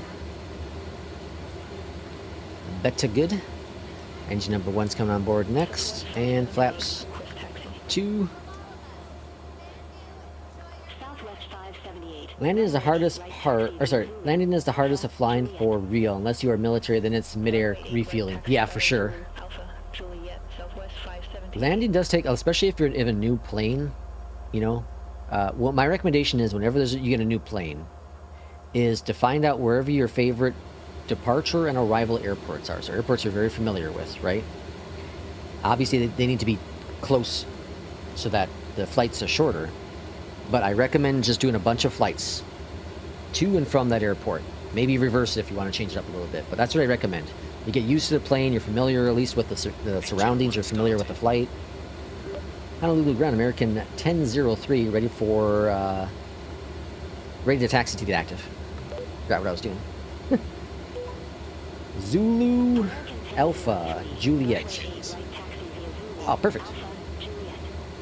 Alright, we're just gonna follow All right. We'll that taxi to southwest. runway 8 right via Zulu. Let's go up here and get the Juliet, APU American turned 1003. off. After start flows. Cats. Checked. APU. Let's get out of here. Alright, I got an hour and 15-ish minutes or so. I got about an hour and a half or so before my wife's home. So, I got some time yet. Smart strategy. At this time, please switch your Yeah, I did electronic so when I devices first to got into radio simming, mode. Larger now we're talking devices, about back in such as '98. I was laptops, flying should be flight turned sim, off you know, instead '98. of takeoff. You may use smaller personal devices I and pretty much all my flights were the radio same. receptors. It was either departing from Fargo, North Dakota to Minneapolis, or Orlando to Miami, or Minneapolis to Chicago. Like, it was pretty much those 3 flights I would do. Those 3 airports, interchanging, you know, where I depart from, where I arrive from, but it was always those flights. And of course, the longest one was Minneapolis to actually, I think I've done a couple, Chicago to Fargo, probably. I think I've done a handful of those. That's probably the longest flight I ever did with back in flights in '98. Same thing with flights in 2000 and 2001. Like, I just kind of did the same things over and over again. And I still have. Actually, I'm gonna pull them out at some point. Like, it'd be cool to show them in Discord, but I still have my old, like, flight logs and stuff, like handwritten ones I did. Like, I printed off a bunch of flight logs, and I hand filled them all in. Oh, it was so cool, man. Like, I still have them. I kept them. Anyone else do that? Like, anyone old like me? Landing is uninitiative because you're controlling your altitude and altitude with your throttle instead of using your stick like you would in any other phase of flight. Yeah, yep, exactly. Yeah, and then, you know, the winds play a major factor in all of it. You just saw in the last flight, the wind shear, right? It's not really simulated in 2024 all that great, but wind shear is a big deal. And with 2024, it's better. It's much better. But I feel with Sim Update 4, and multiple people have commented on this in multiple different, here in our stream and in other streams that I've watched, but it seems like they've made some adjustments to where the wind kicks in. Like, it kicks in a little bit lower now sometimes. So it kind of throws you off on that final approach. Who's landing here? Southwest? Yeah, it looks like Southwest livery. The old school. The stars and stripes. I guess not stripes, just stars. Cool. I love the EJET excessively. That's a fun little plane. You know, here's the thing that's funny. Because I know you were talking about this in Kip's Discord. Because of our good friends, the real world pilot, I'm buying the 190. Because of him, I want to support FSS even more. That's what he's done. And hopefully there's more people like that. Hopefully there's more people like me who want to support them even more. Now, again, not saying their little content creator thing is right. Okay, but here's the thing. Here's the thing. I was a beta tester for the 727. And unfortunately, I couldn't dedicate the time that I needed to, right? So I didn't get what was it? I didn't get access to it. I didn't get access to it like I was supposed to, because I wasn't able to get the time, right? So I signed up as a beta tester. I got approved. I was in it, but I couldn't dedicate the time to watch the things I needed to watch. So therefore, I didn't get to test it. But I did get it for free, since I was also a content creator and I beta test, was in the Discord at least. So I got it for free, and it's a cool plane. I just don't fly it a lot, right? It's a really cool plane. But nowhere in the process of their beta testing, other than the NDA, which said you can't talk about it until they say so, nowhere in there did it say I can't, once it's out, that I have to talk positive about it. Nowhere in any of that did they say that.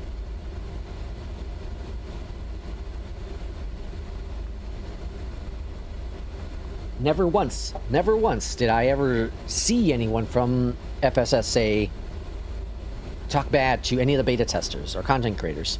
Never once. Not a single time. So I'm not saying that what they have on their site was right. What I'm saying though is that you can put something on somewhere, but doesn't actually mean what people perceive it to mean. And we talked about that earlier on the stream today.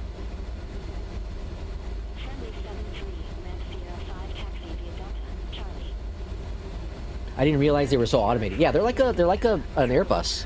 They're like a little baby Airbus. You know, the 319 is the baby bus. This is even babier than that. But I'm gonna get the 190 so I can fly the freighter. I'm super excited. I'm gonna fly the hell out of this plane, even more than I do now. I thought about buying the 190 also. I got the 170, 175s first since my local airports fly them. Oh, nice. Yeah, I bought the 175 after I bought the 170 and 75 after I flew on them in real life.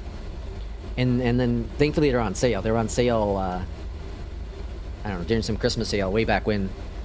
And I bought them and loved them. Flew the hell out of them in 2020 when I bought them.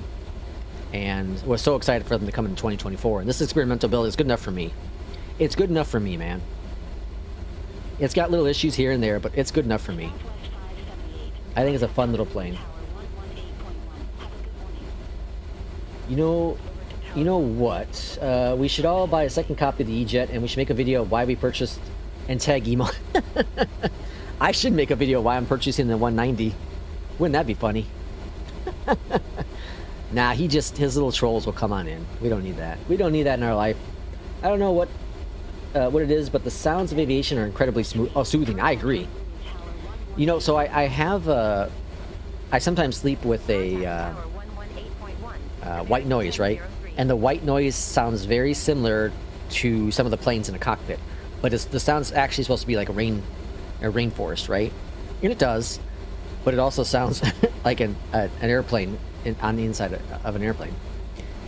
And so sometimes when I'm flying and I'm not streaming and I'm kind of tired, my eyes start to get a little heavy. Oh, I forgot to do flight control just. Full left. Neutral. Full right. Full forward. Full back. Neutral. Neutral. Neutral. Landing lights on. Neutral. Honolulu Tower, American 1003, ready to go, runway 8 right. American 1003, hold short of 08 right. Hold short. Affirm. Hold short of 08 right for traffic. American 1003. I use the same EULA for my only flaps page. Oh, I think if I bought the 190, I already own the 170, I can get the freighter for free. Yep, correct. If you buy the 190, you can get the freighter for free. Runway 08 right. American 10. You're married. Why are you sleeping with white noise? Jesus. She snores, man. She snores. Oh, I forgot to set my trim. That's important. Performance, takeoff. Good morning, everyone. Oh my god, what the hell does that say? We'll be on our way shortly. 3.9. You might notice a few bumps on the You might. climb Yeah. out. We'll do our best to keep the ride smooth. It says you might notice a few bumps. I think that should be in our safety announcement. American 1003, Honolulu Tower, wind 0. Welcome aboard, passengers. You're probably gonna feel you're not probably you're going to feel a few bumps. Welcome aboard, FlyLex. All right, throttle up. Heading 110 for runway 8 right. Cleared for takeoff. American 1003. Auto throttle, arm, toga, togging, flying, winds, a little crosswind, minor. Oh. 80 knots checked. Checked. Checked. Good one. Cabin crew. Rotate. Rotate. Notified. Auto throttle. Armed. How's rate? Gear. Woo. Oh, bumpy up here. Little bumpy up here. All right, we're gonna go to heading mode. And it's a little goofy in heading mode, I will say that. It's a little goofy in heading mode. Flaps up 1 notch. Flaps. I'm gonna get AP on right away. All right, calm down, plane. Not that sharp. Take it easy. Take it easy. Take it easy. HCF departure. Calm down. 03. We'll be all right, folks. We'll be all right. All right, we'll get direct to Departure. American Plaid. 03. 2,700 feet. Gear. Gears up, flaps up, good. All right, direct. So we go down here. You can barely see it, but direct. Vertical, or sorry, LNAV. Cleared direct. See, directs do work, folks. Directs do work. Climb and maintain Contrary to what some people say, directs do work. American 1003. May not always work, but they do work. Let's see, did you just call your wife snoring as white? No. Her snoring is not white noise. I listen to white noise so that I don't have to hear the snoring. That was a quick rotation. Oh yeah, this plane, it's short. It's a small little plane, a lot of power. It's like a CRJ with more power. It's a goofy plane in general. It is goofy. It's a fun little plane. Yeah, better to manually align the heading, then engage the AP. Otherwise, it zigzags until it's properly. Yeah, I should have done that. Yep. Good call. I should have done that. I normally do, but in this case, I just want to go to autopilot. Honolulu Center. American 10. Jesus, a 7.97. That could have been worse, Barry. Could have been a 0. There's a certain apex I know that hit a 0 recently. I'm not going to say who. Just a certain apex, that's all. Passing 10,000. 10,000 feet. Landing lights, taxi lights are off. Climb to flight level I'm excited to fly to 190. American 1003. Tell you what, I'm excited. Southwest 578. Contact Honolulu Central 135.4.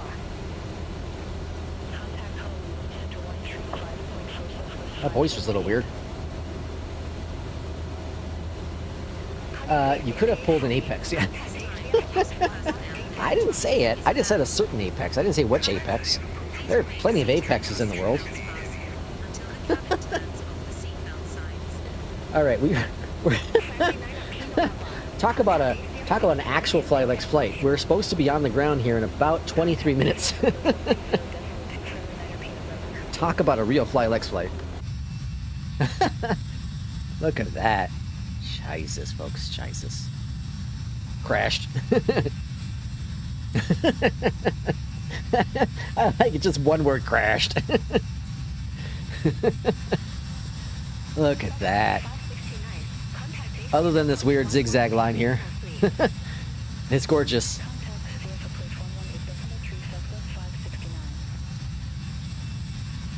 It's just a freaking incredible sim, man.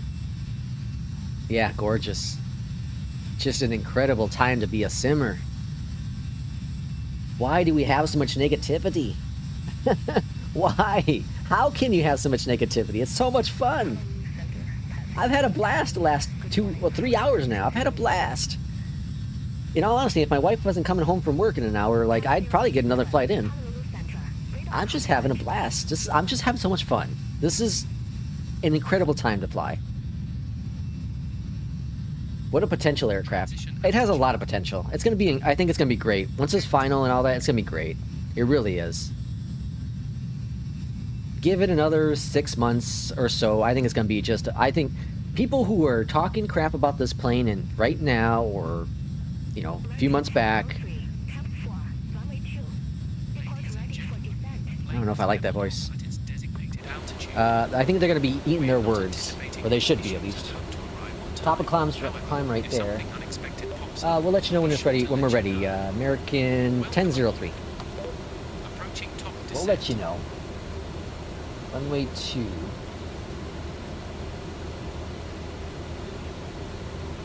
Huh? Ladies and gentlemen, Alright, runway 2 ILS. Zulu. please make sure your seat bags and tray tables are in the upright. and Alright, locked did it set the position comms? with I secure can barely see. focus items. How's it bright? How do you turn the brightness up right here? Oh, here we go. Just hit the button, you idiot. Alright, there we go. Problem solved. Clear. Alright, 1101, perfect. That's all good. And then up here, minimums are 275. So 270. What the hell? Why does it do that?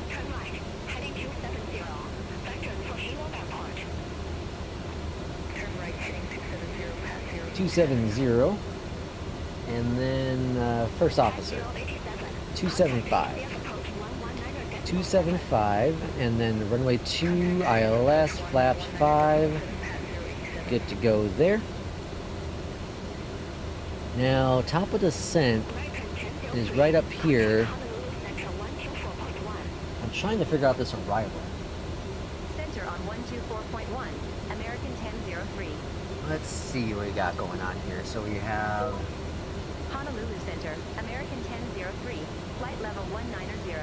Alright, there's L and Y.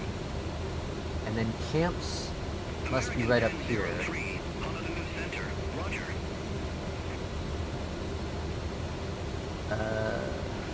1003, descend via camps for arrival. Kahuna landing runway 2, altimeter 2997. Look at this weird crap you got going on here. Top of the center. 2997, American 1003. I can't see what's going on here. Plan. Can we zoom in here? Oh, here's camp. Okay, okay. Wait, where's camp at? There's camp, and we turn in. And then...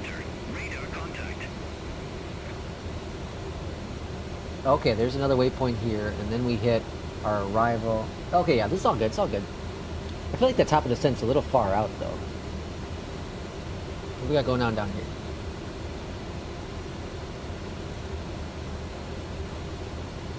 $24, 3,000.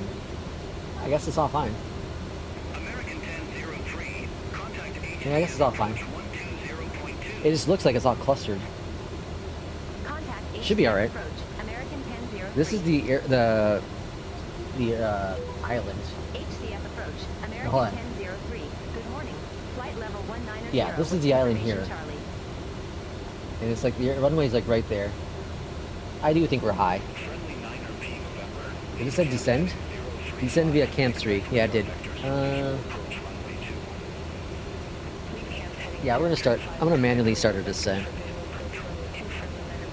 Oh, hold on. I actually gotta put the altitude in, you idiot. Alright, 3,000 feet.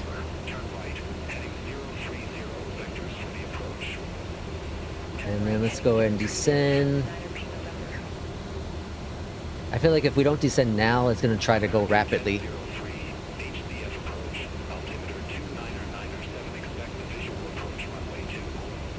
Alright, there we go. It's all set, ready to go. Altimeter 29907. Expect the visual approach runway 2. American 1003. There's not a lot of time left. Just it says 50 nautical miles. There's no way it's 50 nautical miles. That's like 20 something nautical miles. The runway is like right here. The airport's right here. The approach is right past this little cliff here. I've landed here many times. Look at that. Look at that. Hey, it says RJ on there. Transition altitude. The cat's staring at me. She's like, "Excuse me, I would like some food, please." Excuse me. Look at that. How cool is that? It's freaking awesome, man. I can never I can never decide whether I enjoy general aviation or military aviation better. Part of me wants to start up flight sim, and part of me wants to get up War Thunder and fly some Air SBs. I get it. There are people, Polyot over in 757 Spy, I think he does some War Thunder from time to time. But I totally get it. Flying is flying. Some people like flying in jets, some like flying in the old warbirds, right? Old school warbirds. Some like flying modern airliners, some like flying in the old school airliners like the Concorde. 727s. Some like to do just GA stuff. Joe says there was a short-lived time where the E-170s flew into Hawaii. Oh, really? Interesting. They were shuttled by American. Fascinating. Okay, so this is kind of like a real-world flight. Airline-ish flight, at least. It's a real-world flight. FedEx does this hop. They do it in the... what was this? This is supposed to be the 170... the 767 or something? I can't remember what this is supposed to be. 16,000 feet.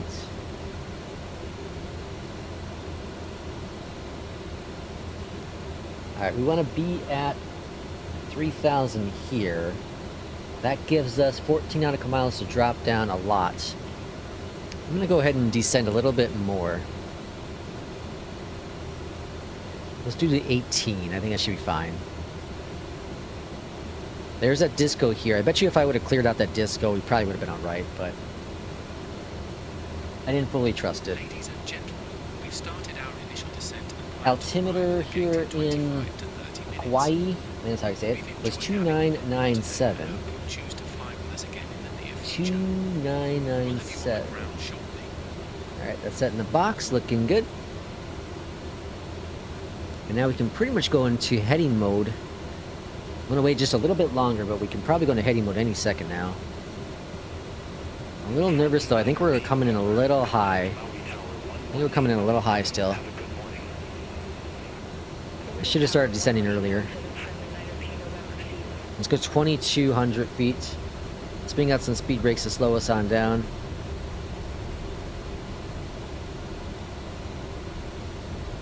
Yeah, this is a perfect day, perfect time of day for landing, as long as you're not landing into the sun. I think I'm feeling more confident now. 8 nautical miles out, we still gotta drop 10,000 feet. I I can see the runway lights there. Yeah, we're definitely coming in high. We might have to do a 360 up here. We'll kind of see what happens. See, I can probably get us down a little bit faster. Got a little bit more to spare. I have a square to spare. Does anyone know where that's from? I have a square to spare. I want to know. Anyone know where that's from? I don't have a square to spare. Please ensure that all larger electronic One ply? devices are switched off and secured for landing. Does anyone know where that's from? Soon.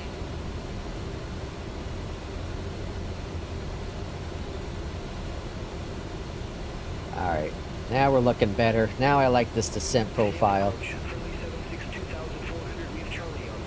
Alright, we're going to go to heading mode now. I'm going to switch this over to localizer 1. Course 024, that's perfect. Alright, looking good, looking good. 10,000 feet. We're still a little high, but we'll be alright, we'll be alright. Passing 10,000. Landing lights, taxi lights are on. Altimeters.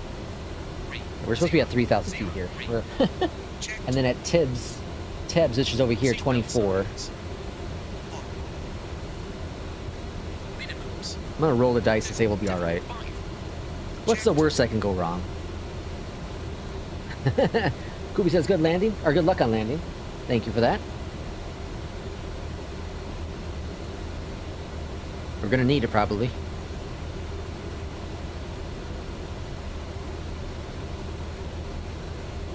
Winds in Kalui, is that how I say again? Kalui? Or 8 knots at 120, so it's gonna be a slight crosswind. Let's go ahead and get some flaps out. That should help slow us down. That should bring back the speed as well. Flaps.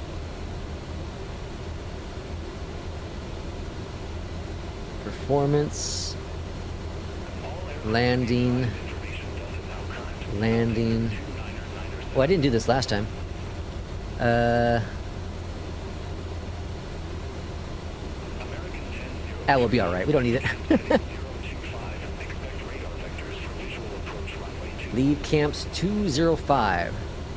Leave camps heading 025. Expect radar vectors for visual approach runway 2. American Very good 10-03. vector. Approach mode. Localizer's been captured. Alright, look at that. Speed's looking good. Altitude's looking better. Perfect. At Tebs, you're going to be at 25, I think it was, right? Yeah, 24. No, 24. Turn left, heading 020. Alright, I think we're good. We can bring up that vertical speed a little bit now. Altimeter 29907, American 1003. There's a mountain there. I'm a little concerned by that mountain.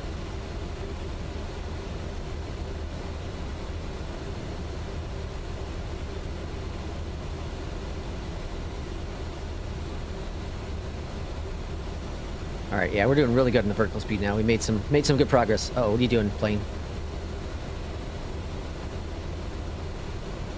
Lost his mind. Localizer does this every once in a while. I might have to go manual here. I was gonna give it the benefit of the doubt, but nope, we're going manual. For some reason it lost its mind on the localizer. I was like, why is it turning so much?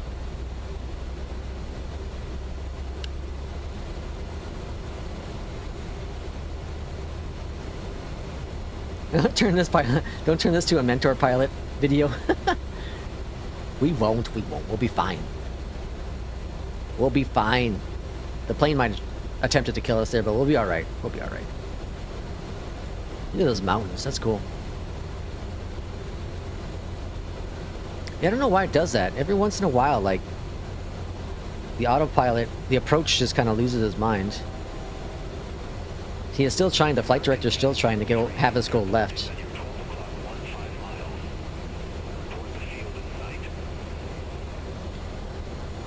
We have the field in sight, American 1003. Or a pilot debrief. I got some wind farm going on here. Airport's right there. Cleared visual approach 2, American Oh, 1003. speed brakes are up. Alright, we're fine, we're fine. We got this. I don't know why the approach is still being weird, though.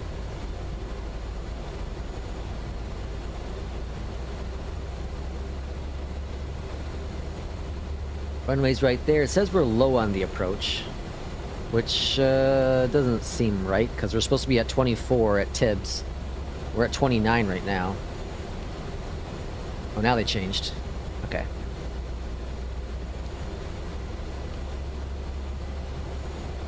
Alright, we're 10 nautical miles out from the airport. All looking skids. Very goods. Very, very goods.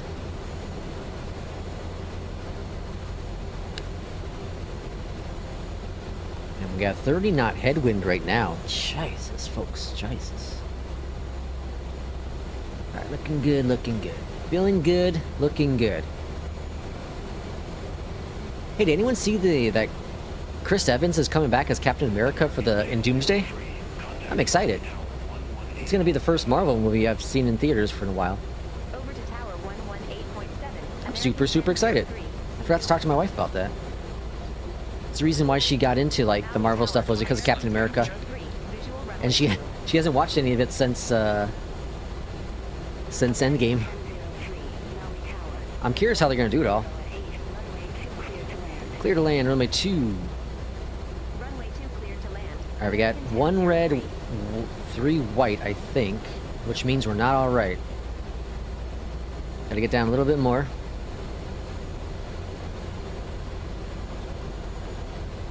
Alright, we got a slight crosswind now of 4 knots, it says. That's a weird shift in wind.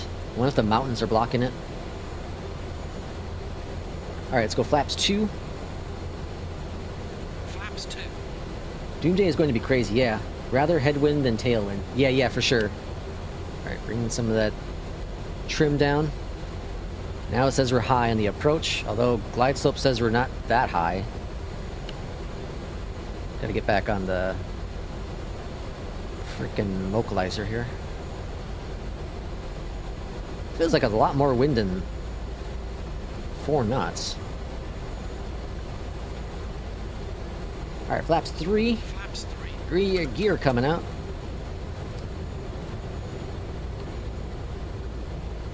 Yeah, now I feel like we're high. Okay, now I can kind of visually see where we're a little high. Not crazy though. I don't think we're white high. Gear. Checked. Flaps. Set. The thing is, like, you see how much this plane wobbles around? That's kind of how it is in real life too. You can kind of feel it in the plane. It's not a very smooth plane. Flaps 5 checked. Flaps 5. Yeah, it definitely feels more than 3 knots. Watch the airspeed. I'm crabbing in right now.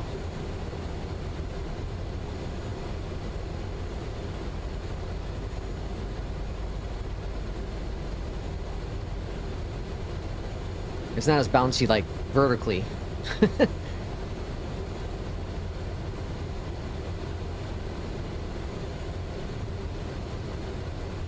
don't know, this looks really good, but it says it's all white. I think the pappies are wrong at this airport. Oh, they're changing now.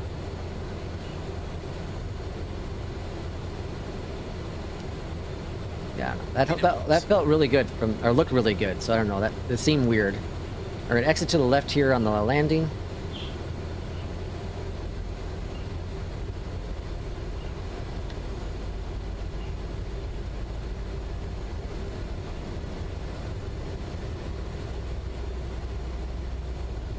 I got no callouts for some reason. Landed. Alright. That's weird, there's no callouts. That's why I think you need to, like... It might be wise to clear out the WASM folder every time you fly this plane. 70 knots. I haven't cleared it out for a little bit, so... It's probably time. Alright, flaps going up. Exit next available taxiway. American Welcome to Check 0. Honolulu. Honolulu? That's cool. That's a cool flight. I'm glad we did that last one. That's definitely the last one. No more. Ladies and gentlemen, Where are we at? Almost 3.5 hours. That's pretty good today. 1003. it's been Alright, taxiing on in. Let's see. That's one thing I love about being in a military aircraft. I just placed the diamond where I want to go. 3-degree approach, thrust. Yeah, top landing. Thank you for that, Kubi. Yeah, military, you do, I feel like you definitely can just follow the approach in pretty good. This one was a little goofy because for some reason the plane, the localizer was goofy. I've had that happen a couple times. It's just some bug with their nav. But again, it's experimental, so you get what you get. You get what you get, you don't throw a fit. Alright, let's see. Let's park here. Park over here on the left-hand side, or sorry, right-hand side. Taxi lights are off. We'll see what our landing rate was. Hopefully another 100 on the score. That put us at 3 for the day. It's pretty darn good.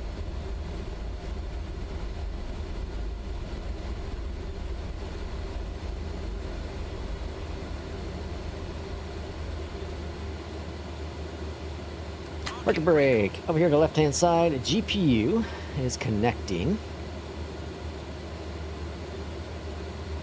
Thanks, Lex, you didn't stop me from buying the wind control Boeing stuff. Did you buy it?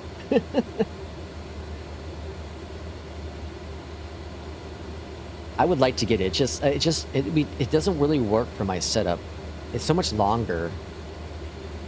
The FCU thing is so much longer. Good flying man, thank you for stream. Thank you, Real, for coming on in. You could have taken control of my PC and stopped me. I'll remember that next time. I must have been sleeping.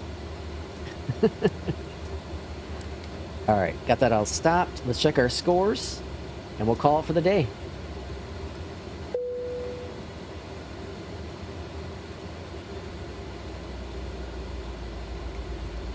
Alright, geez, yeah, another short hop. Yeah, all kinds of short hops. This is great. Again, if my wife wasn't coming home in like an hour, I'd do this flight. 176 nautical miles in Malaysia. Ooh, I'm excited. That's gonna be a fun flight. I'm excited to do that one. I'm gonna do that one in the 190, I think. My wife is calling you. I'll talk to her. I'll get her taken care of. Don't worry about it. I'm pretty good with the ladies. Tell them to sit down and shut up. No, don't ever do that. Don't ever do that. Another 100. Very, very nice. 51.5 on the XP. Cool. At 225 on landing. Not bad. I'll take that as well. I'll take that as well. Cool. Well, that's really a good 3 flights there. What's that put me at now? 6 flights for the week? That's pretty much back to where I was supposed to be. Yep. So I just got to get 4 more in, which will be easy. And then I'll have my 10 goal for the week. Pretty good. I got a really awesome schedule here. I'll skip this Indy to Philly flight probably. Well, 100% I will. But I'll do this Malaysia flight. It's going to be fun. I got a Mexico flight. That's cool. This is why I love the FedEx routes. The FedEx routes are so awesome. You just get... There's a lot of Memphis in there, but you get a lot of airports you just don't ever get to do, especially international stuff. Hawaii is not, well, technically not international with U.S. It's U.S. state. But we got Malaysia. We did Dublin just earlier today. We got Mexico coming up here on this schedule. And it's cool. Lots of cool different flights with APL. All right, folks, that's going to call it for today. I do appreciate you all for coming in. Again, there's probably no stream tomorrow as my wife's doing her own thing. So I don't want to mess up her stuff with me yapping and picking up my voice. So we'll probably pick it up back on Friday. Friday, probably 4 p.m. Central Time, if work goes fine.